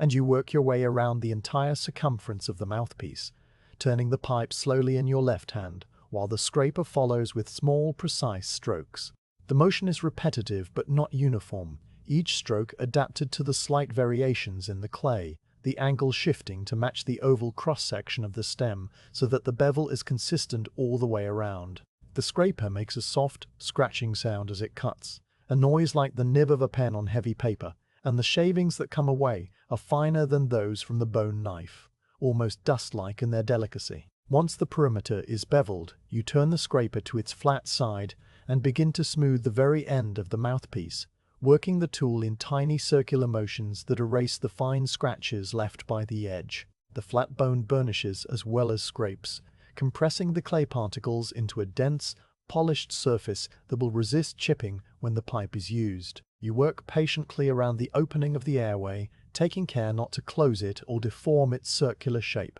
and you pause frequently to brush away the accumulated dust with your little finger. The mouthpiece begins to emerge as a distinct feature, a rounded, tapered tip that transitions smoothly into the straight line of the stem, its shape refined by the scraper and the burnisher, until it looks as though it were never part of a rough-pressed form but shaped individually by hand. You examine the mouthpiece by running the pad of your index finger over it, feeling for any remaining roughness or asymmetry. The surface is smooth and cool, the bevel soft, the airway opening cleanly centered. There is a slight unevenness on one side, a faint bump that you can feel but barely see, and you address it with 2 more strokes of the scraper, paring it down until the contour is perfectly even. Then you take the burnisher, the same beechwood tool you used on the bowl and stem, and you use its very tip to smooth the lip of the mouthpiece, compressing the clay with light, rapid strokes that make the surface glow faintly. The burnisher rubs quietly against the clay, a sound like the gentle brushing of a sleeve against a tabletop, and it leaves behind a finish that is smooth enough to slide over the skin without any drag, polished to a silky matte that feels cool and dry. With the mouthpiece completed, you hold the pipe up and look down its length from stem to bowl, checking the alignment one final time, and you see that the airway is a tiny perfect circle centered in the oval tip. The pipe is now almost fully formed, lacking only the final drying and the firing in the kiln that will come later, after it has rested on the rack long enough to lose its moisture and become leather hard. But those steps are for another day, and for now, you set the pipe down on its cloth with a quiet sense of accomplishment. A small object that has passed through your hands from raw clay to finished greenware, shaped by the press of the mold and the patience of your touch. You wipe the scraper and the burnisher on the rag, returning them to their places on the bench, and you pour a little fresh water into the earthenware bowl from the jug that sits on the floor, the water splashing softly and then settling into stillness. The morning has passed, and the light through the window is now the broad, even light of early afternoon, a diffuse grey-white that fills the room without casting strong shadows. The sounds of the tenement have shifted, the early stirrings replaced by the steady, muted murmur of a building fully awake,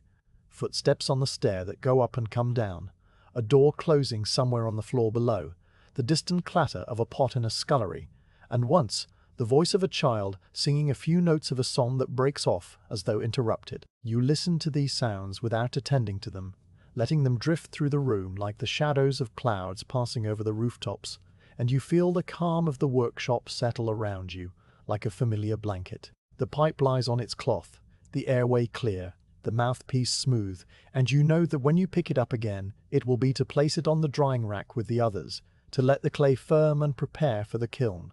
But that can wait a little while, because there is no haste, and the afternoon stretches ahead with the same easy patience that the morning brought. You rest your hands on the bench, feeling the worn wood under your palms, and you let your gaze wander over the tools and the clay and the scrap bowl and the window, with its small imperfect panes. The world outside continues in its own way, carts and voices and birds and the slow drift of clouds, but inside the workshop, The only measure of time is the completion of small, careful tasks, one after another, in a rhythm that has no beginning and no end. You breathe slowly in and out, and you feel the air move through the room, cool and clean, carrying the scent of damp clay and old wood. The pipe on the cloth is still and pale, a small white shape that seems to glow with a light of its own, a quiet testament to the work of the morning and the work of all the mornings that came before it. You look at it, and you feel a quiet gladness, a simple satisfaction that asks for nothing more than this moment, this room, this steady hand and patient eye. The wire and the scraper have done their work, and now the pipe is ready for the rack, and the rack is ready for the pipe, and the day goes on in its slow, unhurried way, as it always does. The pipe you have just finished, its mouthpiece smooth and its airway clear, rests on the damp cloth with the quiet finality of a task completed, and you pick it up now with the care you would give to a freshly laid egg, cradling the bowl in your palm while the stem extends between your thumb and forefinger. The clay is still cool and slightly yielding, not yet dry enough to hold its shape against a careless squeeze, and you handle it gently as you rise from the stool for the first time in hours, your knees making a soft popping sound that echoes faintly in the stillness of the room. You stand beside the bench, letting your weight settle evenly on both feet, and you feel the slight stiffness in your lower back loosen as you straighten up, a reminder that the body also has its own slow rhythms, its own small complaints and adjustments. The pipe in your hand catches the light from the window as you turn toward the far wall where the drying rack stands against the plaster, a long wooden shelf fitted with rows of narrow, shallow grooves that run parallel to one another, like the lines of a farmer's furrowed field seen from a distance. The rack is made of the same dark oak as the bench, hewn from a single wide plank that has warped slightly over the years so that one end is a finger's breadth higher than the other, a gentle slope that has no effect on the pipes but gives the rack a settled, lived-in look. The grooves are cut into the wood with a rounded chisel, each one a shallow U-shaped trough wide enough to cradle a pipe stem without pinching it, and they are spaced at regular intervals of about 2 inches. The gaps between them smooth and worn from the countless pipes that have been laid down and lifted away. Most of the grooves are empty now, but at the far left end of the rack, 6 pipes lie side by side in various stages of drying, their white forms standing out against the dark wood like sleeping caterpillars in a row. You walk toward the rack with slow, measured steps, the floorboards creaking under your weight in the same familiar pattern you noticed this morning, and you stand before the rack looking at the pipes that were made earlier in the week, pipes that had been drying since Monday or Tuesday, or perhaps even the previous Saturday. Each pipe on the rack is slightly different, though all were pressed from the same mold and shaped by the same hands. The first one, the oldest of the group, has dried to a pale, chalky white, its surface no longer cool to the touch, but dry and slightly rough, like the texture of a clean eggshell. The seam trimming on this pipe was done on Monday, and you can see the faint ghostly shadow of where the ridge once ran, a subtle change in the surface that only your eye would notice because you remember the particular way the clay lifted away under the bone knife on that damp morning when rain streaked the window, and the light was dimmer than it is today. Beside it lies a pipe made on Tuesday, a day when your hands felt unusually steady, and the trimming had gone so smoothly that you completed 2 pipes in the time it usually takes to finish one, and this pipe shows the results of that steadiness in its especially clean stem and the perfectly even curve of its bowl. The next pipe is from Wednesday, a day you recall because a vendor selling hot pies had called loudly in the alley below, and you had paused in your work to listen, the bone knife hovering above the clay for a full minute while the voice rose and fell, and that pipe has a tiny irregularity on the heel where your attention had drifted for a moment, a slight flat spot that no one else would ever notice, but that you see every time you look at it. The other pipes are from Thursday and Friday, days that have blurred together in your memory into a single continuous stretch of grey light and steady hands, and their subtle variations are too small to name but still present, the evidence of small shifts in pressure and moisture and the angle of the light that make each pipe a unique object despite the identical mold. You find an empty groove near the middle of the rack, a spot where the wood has been worn particularly smooth by previous pipes, and you lower the new pipe into it with a careful, unhurried motion, settling the stem into the groove and letting the bowl cantilever outward over the edge of the shelf so that the air can circulate around it freely. The pipe sits securely in its place, the groove supporting the stem along its entire length, and you adjust it by a hair's breadth so that it lies parallel to its neighbors, a neat row of pale forms aligned like the oars of a small boat. The clay, now resting on the dry wood, will begin to lose its moisture gradually, the water evaporating into the still air of the room over the course of several days, and as it dries it will change color from the creamy bluish white of fresh clay to the dull, matte white of leather-hard greenware, a transformation that happens so slowly you can never catch it in the act, but only see its result when you compare a pipe made today with one made on Monday. The room itself is just dry enough to draw the moisture out without cracking the clay, a balance that you maintain by keeping the door closed on damp days and by draping a slightly moistened cloth over the rack when the air is too dry. Though today the humidity seems about right. The window closed against the cool outside air, the small hearth cold and empty, the clay content to dry at its own patient. You stand for a moment looking at the rack with its 7 pipes now, the new one glowing slightly whiter than the older ones, and you feel the quiet satisfaction of adding to a collection a small contribution to the week's output that will eventually be boxed and sold to a supplier who will sell them on to the tobacco shops and taverns of the city. But that is still far in the future, and for now the pipe is just beginning its long, slow drying, a process that cannot be hurried and that requires no further attention from you except the occasional check to ensure no cracks have appeared. You turn away from the rack and walk back to the bench, your eyes passing over the tools and the wedge board and the block of clay that still sits wrapped in its damp cloth, more than half of it remaining, enough to make perhaps 8 or 9 more pipes before the day is done.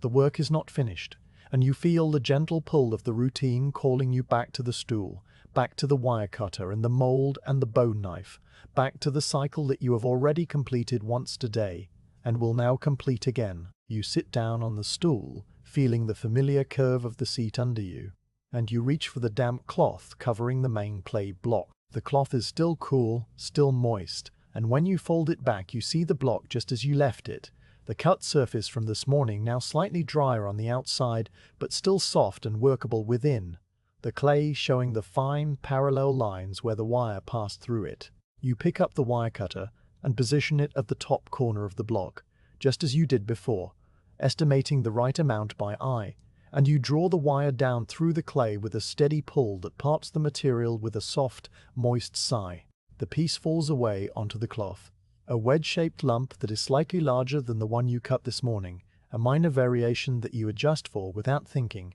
knowing that you can always return excess clay to the block or add a little more if needed. You set the wire cutter aside, wrap the main block back up, and take the new lump to the wedging board, where you begin to work it with the same rhythmic push, fold, turn, push, fold, turn, push, fold, turn, that you performed earlier, the motion settling into your muscles with the ease of long practice. The wedging this time feels slightly different, because the morning's work has warmed your hands and loosened your wrists, and the clay responds with a quick obedience, the air pockets popping out after fewer folds than before. You notice that the light is now coming from a slightly different angle, the window facing southwest and catching the faint afternoon brightness that filters through the overcast sky, and the wedge board is illuminated more fully than it was in the early morning, the circular marks on its surface thrown into sharper relief. The clay forms into a cylinder more quickly, and you set it on the cloth, then turn to the mold, which you oil once again with a small brush,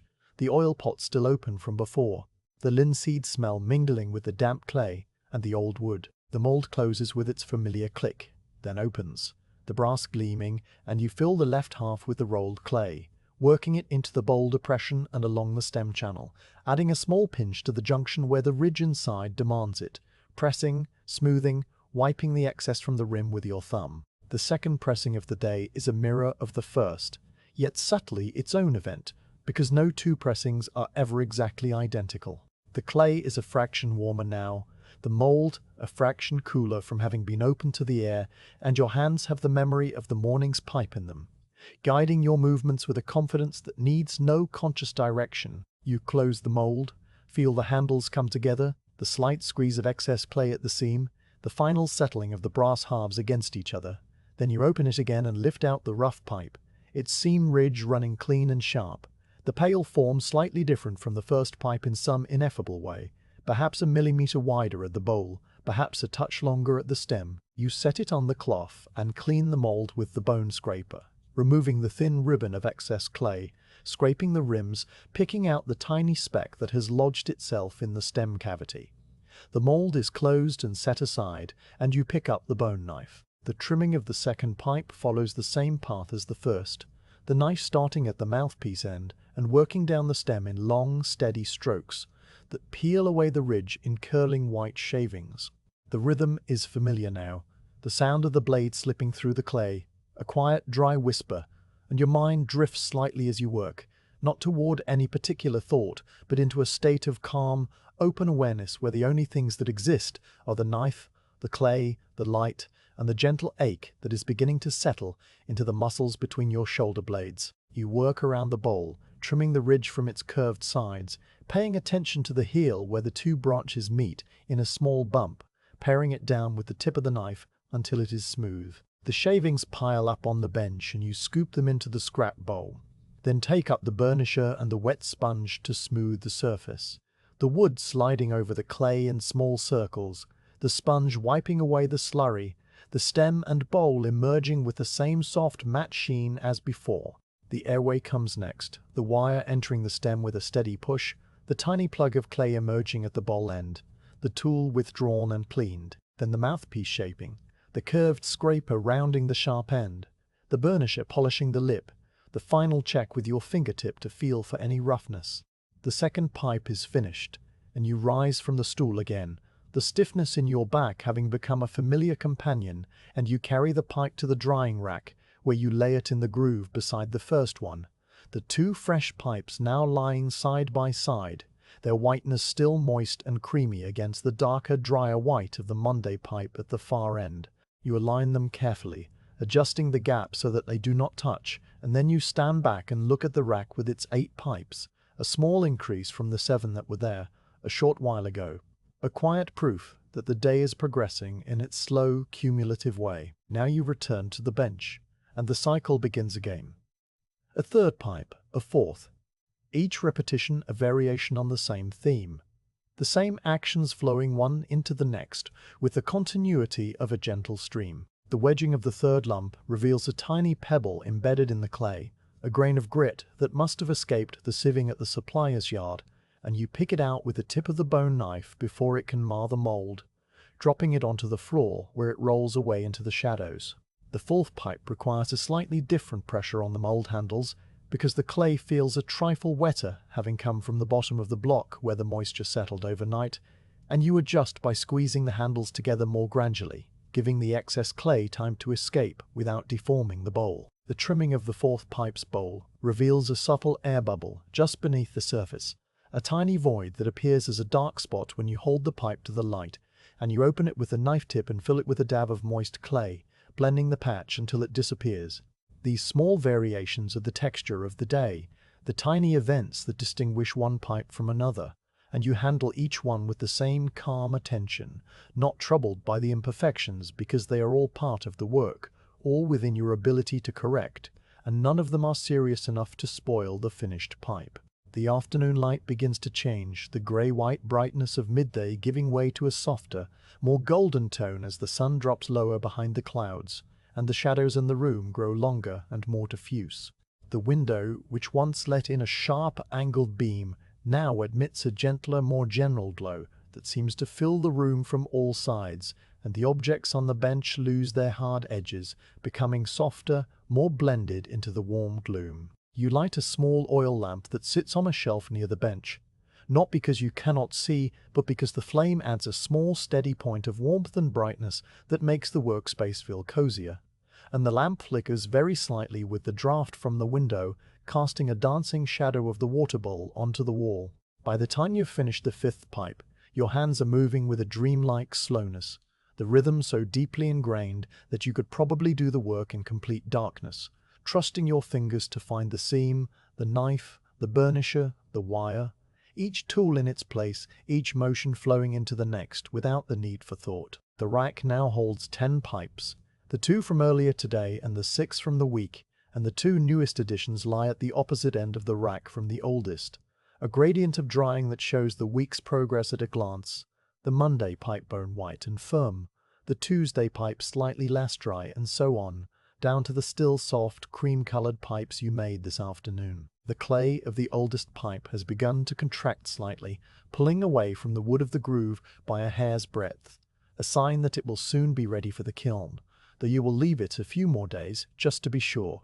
The newer pipes will need longer, and they will rest here through tomorrow and the day after that, the air slowly drawing the water from them, the particles of clay settling closer together, the shapes firming up until they ring with a faint ceramic note when tapped lightly with a fingernail. That tapping is a test you will perform later before boxing them for the kiln, but for now they need only stillness and time. You step back from the rack and stretch your arms above your head, feeling the pleasant pull of muscles that had been bent over the bench for hours. And you look around the workshop with a calm, tired satisfaction. The room has grown dimmer, the light from the window now a soft, dusky grey, and the lamp's small flame is the brightest thing in the space, its glow reflecting off the oiled surfaces of the mould and the polished handles of the tools. The city outside has quieted somewhat, the carts and voices giving way to the earlier silence of evening, and the only sounds are the occasional creak of a timber settling, and the soft, steady hiss of the lamp burning its oil. You wash your hands in the water bowl, the water now cloudy with clay and cool against your skin, and you dry them on the rag before covering the main clay block with a fresh damp cloth, tucking the corners under with the same neatness that you began the day with. The bench is tidied, the tools placed back on their pegs, the scrap bowl emptied into the larger recycling bucket under the bench, and the mould is left open to air, its oiled surfaces gleaming dully in the lamplight. You take one last look at the drying rack, at the 10 pipes arranged in their row, and you think about how each one will eventually hold a small charge of tobacco and a small flame, and how a person you will never meet will lift one of these pipes to their lips and draw the smoke through the channel you cleared, and the thought is a quiet one, not heavy with meaning, but light, like a feather falling. The work is done for today, or nearly done, and you feel the deep, calm tiredness that comes from a day spent making things with your hands, a tiredness that is more a readiness for rest than any true exhaustion. You blow out the lamp, and the room sinks into the soft, grey darkness of a London evening in 1680, the pipes on the rack fading to pale ghosts in the gloom, and you close the door behind you with a gentle click, leaving the workshop to its stillness and its slow, patient drying. The afternoon arrives without announcement, as it always does, a gradual transformation of the light that you notice only because the shadows on the wall have begun to stretch and soften, losing the crisp edges they held in the morning. The window, which once channeled a single bright beam onto the wedgeboard, now admits a diffuse golden-grey glow that seems to come from everywhere at once,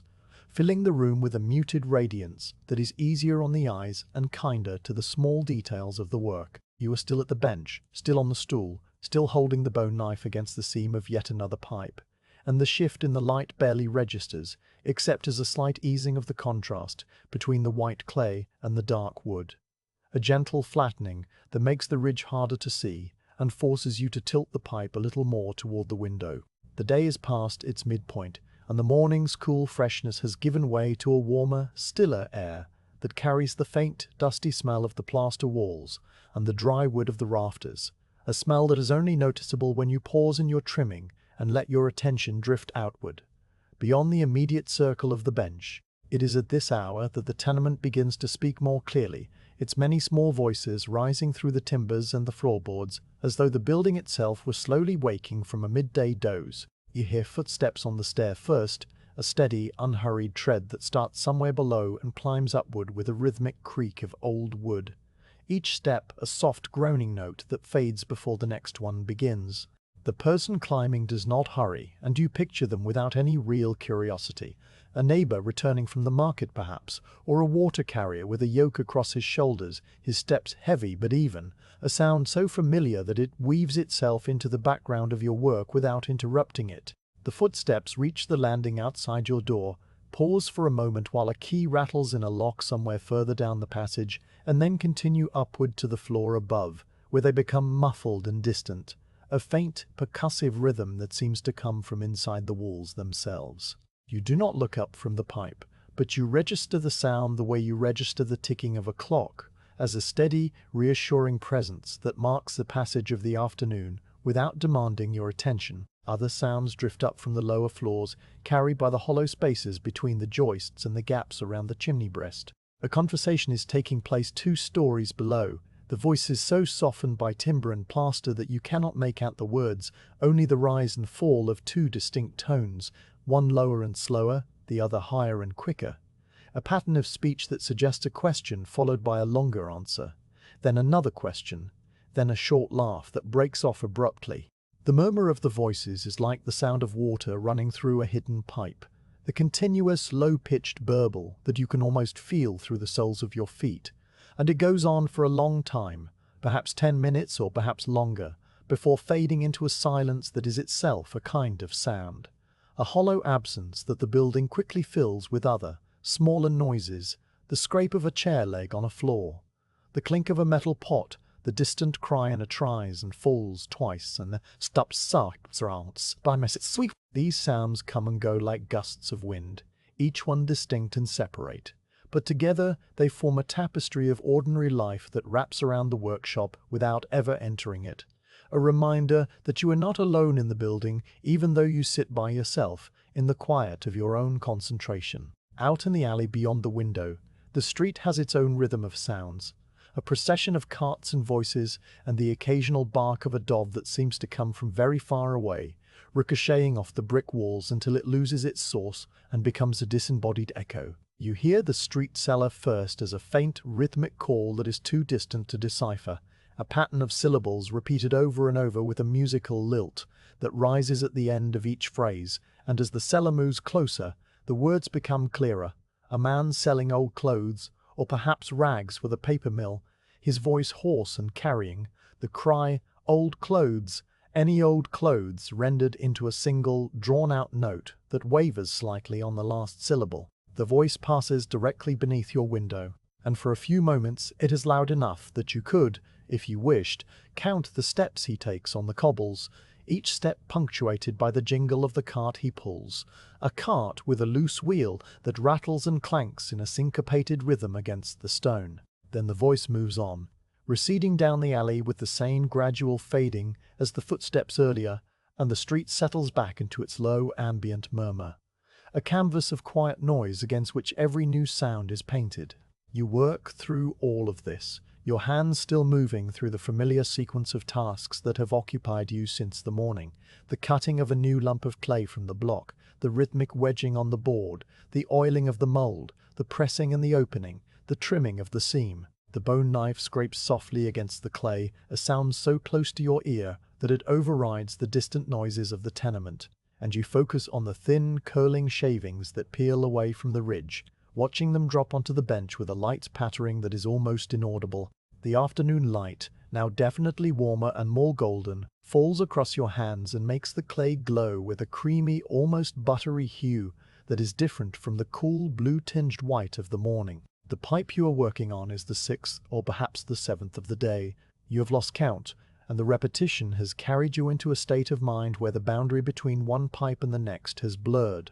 where the act of making has become a continuous flow rather than a series of separate actions. You press, you trim, you smooth, you lay the finished pipe on the drying rack, and then you return to the bench and begin again, the cycle turning like a slow wheel that never stops. During one of the trimmings, your attention is caught by a new sound from the floor above, a rhythmic thumping that resolves into the beat of a small hammer.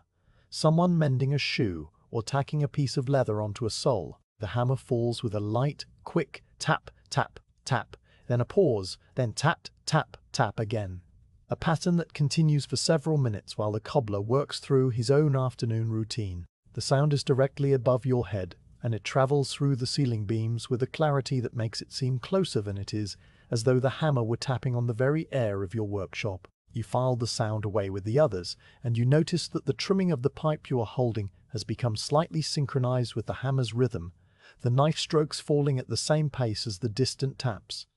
Though you did not consciously intend this, and you break the synchrony as soon as you become aware of it, your hands returning to their own natural tempo. The afternoon deepens, and the light takes on the amber cast that always comes in the hours before sunset. a rich, honey-colored tone that seems to thicken the air and make the shadows longer and more blue. The window now frames a patch of sky that is pale yellow near the rooftops and a softer grey higher up, and a single cloud, thin and elongated, drifts slowly across the panes, its passage so gradual that you cannot see it move, but only notice after a while that it has changed position. The beam of light that fell on the wedgeboard this morning is now a warm, slanting rectangle on the far wall, illuminating the old handprint stain that you noticed earlier, making it glow as though the hand that left it was still pressed there, a phantom greeting from the past. You look at the handprint for a moment, then return your gaze to the pipe in your hands, the burnisher moving in small circles over the bowl, the wood whispering against the clay. From somewhere in the building a new sound arises, the slosh and spill of water being poured from a bucket into a basin, a sound that seems to come from the scullery on the ground floor, though the plumbing of the tenement is a mystery of shared lead pipes and common cisterns that no single tenant fully understands. The water splashes with a bright, liquid clarity that cuts through the muffled drone of conversations and footsteps, and you listen to it as it fills the basin, the pitch of the splash changing from a deep, hollow boom to a higher, tinier note as the water level rises. Then the pouring stops, and there is a moment of silence, followed by the slosh of a cloth being wrung out and the rhythmic scrub of someone washing vegetables or cleaning a pot. The domesticity of the sound is comforting, a reminder of meals being prepared and ordinary life proceeding in its quiet way, and you let it accompany you as you burnish the stem of the pipe, the motion of your hand matching the scrub of the distant brush. The afternoon is also the time when the birds become more vocal, and you hear a sparrow chattering somewhere on the windowsill,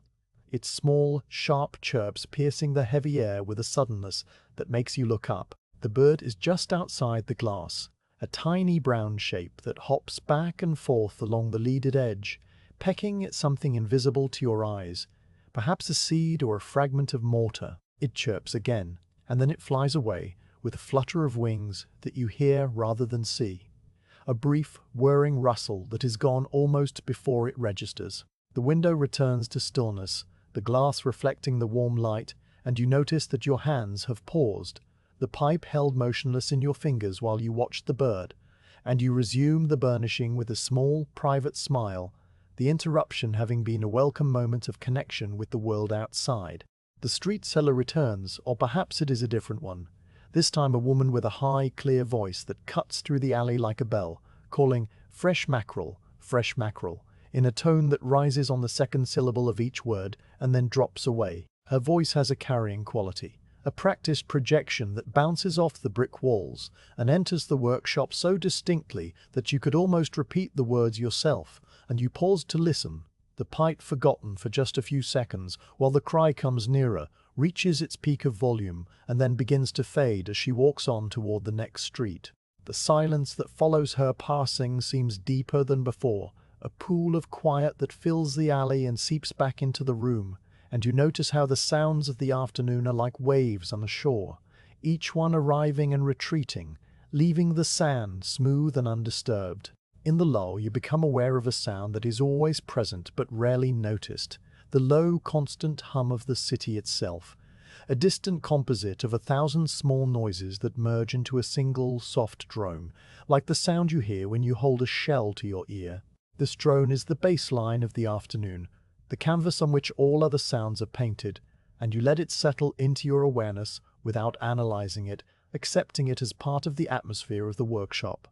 as intrinsic to the place as the smell of damp clay and the feel of the worn stool under you. The drone rises and falls very slightly, responding to some distant rhythm of traffic and commerce that you will never see, and it soothes you in the same way that the steady hiss of the oil lamp soothes you when the evening comes. You complete another pipe, the 8th or perhaps the 9th, and you rise from the stool with the familiar stiffness in your back, the pipe cradled in your hands as you carry it to the drying rack. The rack is now almost full, a row of pale, elegant shapes that seem to glow in the warm afternoon light, their surfaces ranging from the leather-hard dryness of the Monday pipes to the still moist smoothness of the ones you made today. You lay the new pipe in its groove, aligning it carefully, and you stand for a moment looking at the accumulation of the day's work, a quiet testimony to the hours of patient repetition. Then you return to the bench, and as you sit down, a new sound reaches you, the distant chime of a church bell, tolling the hour with a deep, resonant note that hangs in the air for a long moment, then another, then a third, each chime overlapping slightly with the one before it. A slow, stately progression that marks the passage of time without any urgency. You do not count the chimes, but you know that the afternoon is moving toward evening, and the light will soon begin to fade, and the sounds of the tenement will shift again, the footsteps becoming fewer, the conversations dying down, the street sellers heading home. You return to the clay, cutting another lump, wedging it with the steady rhythm that has become as automatic as breathing. The light on the bench has deepened to a warm golden color that makes the white clay look almost like pale butter, and the tools cast long, soft shadows that stretch across the wood like fingers. The sound of the cobbler's hammer has stopped,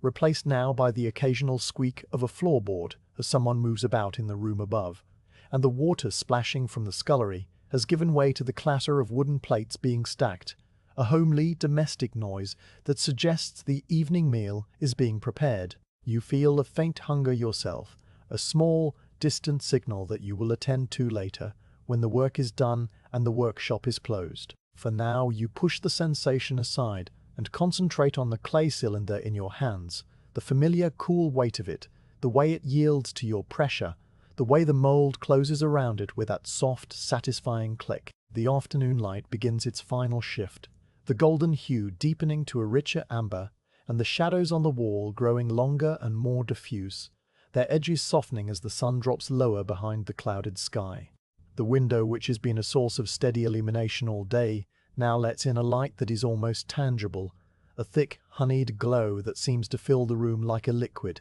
and the dust motes that drift in its path are suspended in slow motion, twinkling like tiny stars. You pause in your work and look up, watching the dust dance in the beam, and for a moment you are perfectly still.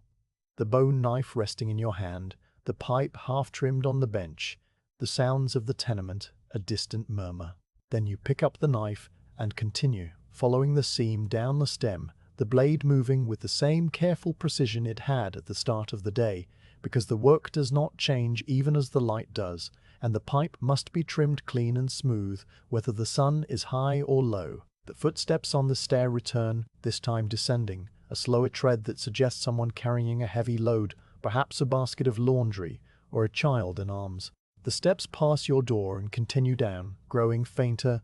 and then the building is quiet again, except for the ever-present drone of the city and the soft, rhythmic sound of your own breathing. You finish trimming the pipe, burnish it, clear the airway, shape the mouthpiece, and then you rise for what you know will be one of the last times today, carrying the finished pipe to the rack, where it takes its place among its companions, a neat row of white forms now numbering 11, or perhaps 12, you have not kept count, and it does not matter. You stand by the rack and look around the workshop, seeing the bench cluttered with the small debris of the day's work, the scrap bowl filled with dried shavings, the water bowl cloudy with clay, the tools scattered in a way that is not untidy but merely lived in,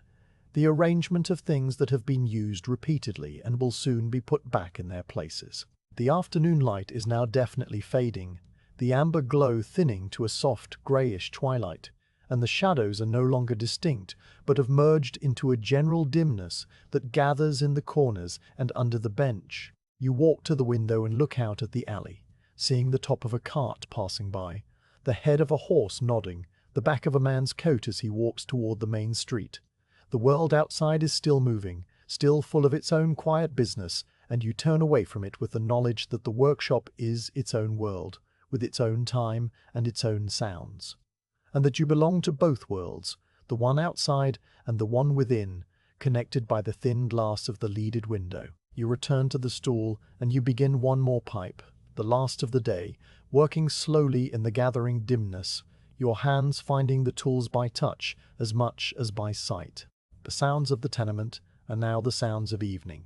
A distant cough, the closing of a shutter, the murmur of voices that are softer and more intermittent, the occasional crackle of a fire being stoked in a hearth somewhere below. The street is quieter, the carts fewer, the street sellers gone, and in the silence between these small noises you hear the scratching of a mouse behind the wainscot, a tiny, persistent scrabbling that seems very loud in the quiet room. You smile at the sound, a small acknowledgement of the mouse's presence, and you continue working, the burnisher moving in slow circles over the bowl of the last pipe, the wood making its soft, familiar sound, the light almost gone now, the light almost gone now, the lamp waiting on its shelf for you to light it. The afternoon has passed. The sounds have come and gone like tides, and the calm routine of the workshop has carried you through them all. A steady anchor in the flow of time, as steady as the clay in your hands and the breath in your lungs. The last pipe of the day lies on its cloth, the seam trimmed, the surface burnished, the mouthpiece shaped,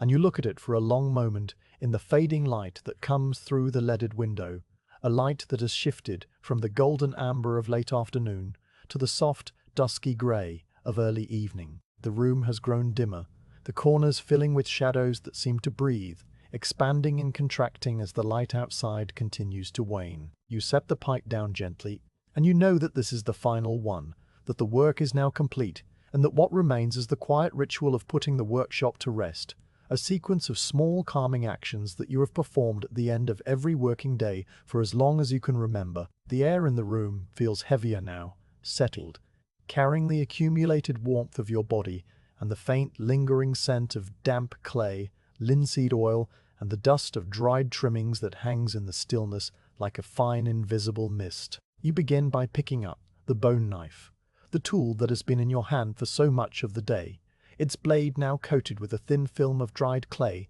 that gives it a chalky, pale appearance. You dip a corner of the rag into the water bowl and wipe the blade carefully, drawing the cloth along the edge from the handle to the tip, removing the clay residue in a single smooth stroke that leaves the bone clean and slightly damp, its creamy color and faint grain visible once more. The water in the bowl is cool and has grown murky over the hours, clouded with the fine particles of clay that have settled to the bottom like a thin layer of silt.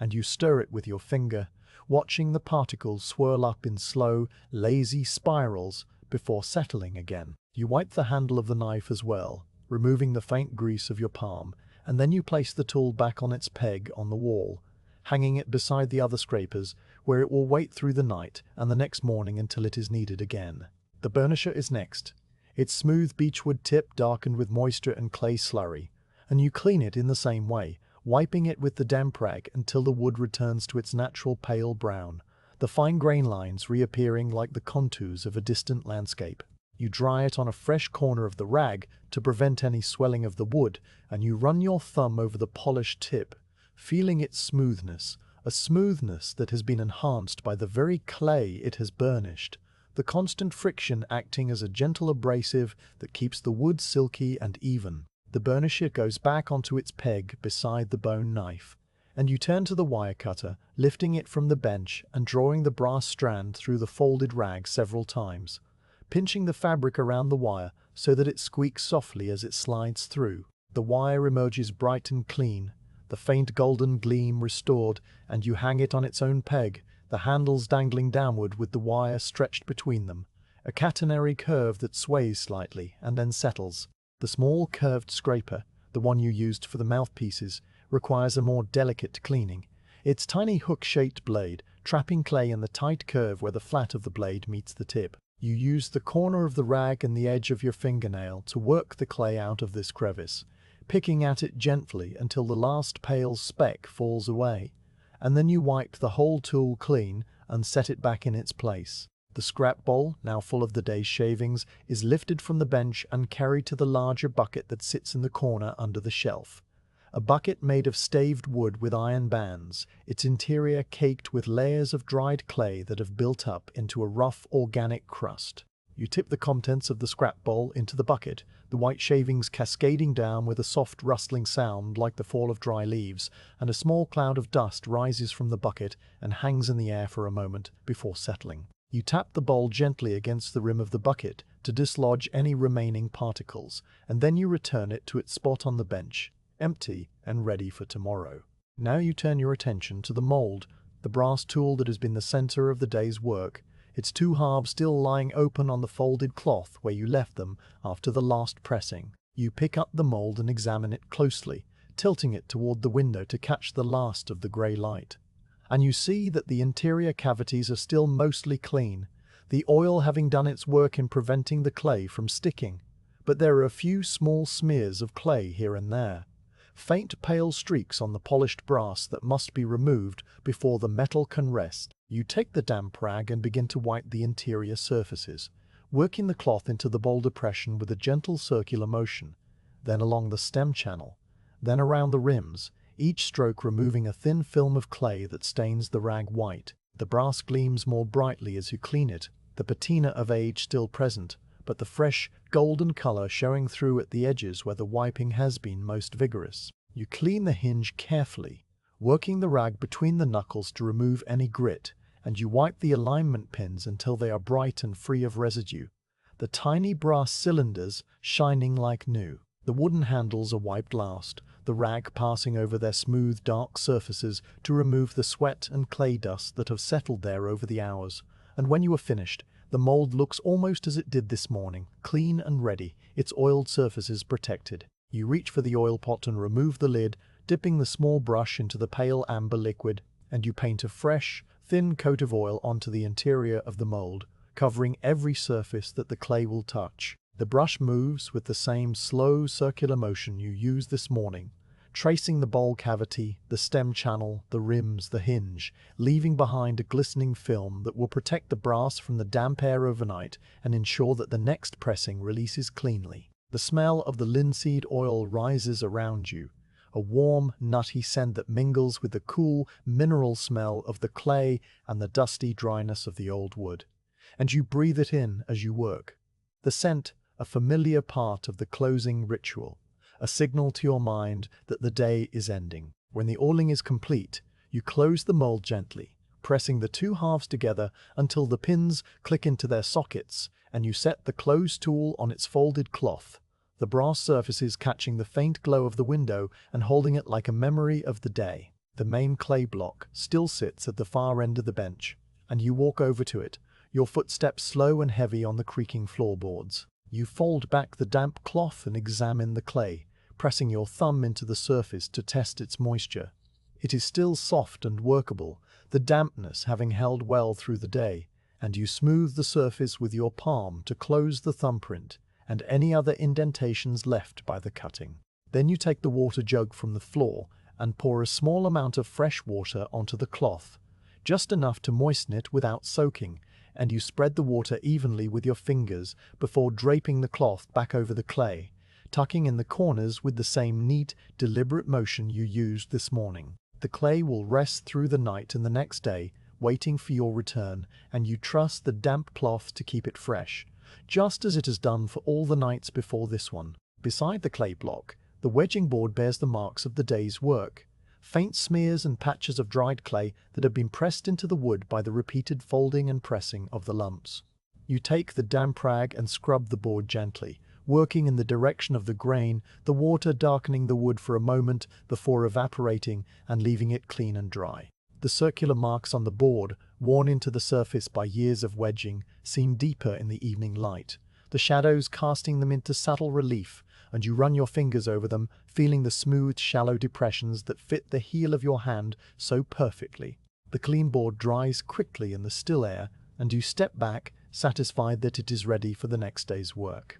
The earthenware bowl of water is now quite dirty, the water a pale, milky grey that you can no longer see through. And you lift the bowl carefully, carrying it to the door and out onto the landing where the slops bucket stands against the wall. You pour the water slowly into the bucket, watching it swirl and splash, the clay particles dispersing into the darker liquid already there, and then you return to the workshop and fill the bowl with fresh water from the jug, the clean water splashing softly and settling into a clear, still pool that reflects the darkening window as a faint, wavering rectangle. You place the bowl back in its spot on the bench, and you soak the rag in it, wring it out, and use it to wipe down the entire bench surface, working from one end to the other in long, sweeping strokes that gather up the last traces of the day's work, the fine dust of dried clay, the stray shavings that escaped the scrap bowl, the faint ring of moisture left by the water bowl. The bench emerges clean and smooth, the dark oak gleaming faintly in the dim light, and you step back to survey it, the tidy arrangement of tools and the empty workspace giving you a quiet sense of completion. The floor around your stool is littered with the small debris of the day, crumbs of dried clay that fell from your hands and were trodden into the boards, and you take the stiff bristled broom from its corner by the door and begin to sweep. The broom is made of bound twigs, its bristles worn to uneven lengths by long use, and it scratches softly against the floorboards as you push it in slow, steady arcs, gathering the clay crumbs into a small pile. The dust rises in a faint cloud that catches the last light from the window and sparkles for a moment before settling, and you sweep the pile toward the scrap bucket, lifting the edge of the broom to coax the debris over the rim and into the container. The bucket now holds the accumulated evidence of the entire day. The shavings and crumbs and dust all mingle together, and you'll deal with it later, perhaps at the end of the week when it is full enough to be reprocessed into usable clay, soaked and sieved and wedged back into the cycle. For now, you simply push the bucket back into its corner and lean the broom against the wall, its handle fitting into a worn groove in the plaster where it has rested for years. The drying rack on the far wall draws your eye, and you walk over to it, your steps slow and deliberate, your body growing heavier with the pleasant tiredness of the day's end. The row of pipes lies still in their grooves, pale and ghostly in the dimness. Their white forms seem to float against the dark wood. You count them without meaning to, 12 pipes in total, the 6 from earlier in the week and the 6 you made today, a full week's output now resting in patient silence. You touch the nearest pipe lightly with the back of your finger, feeling its cool, dry surface. The clay now firm enough to hold its shape, but still containing enough moisture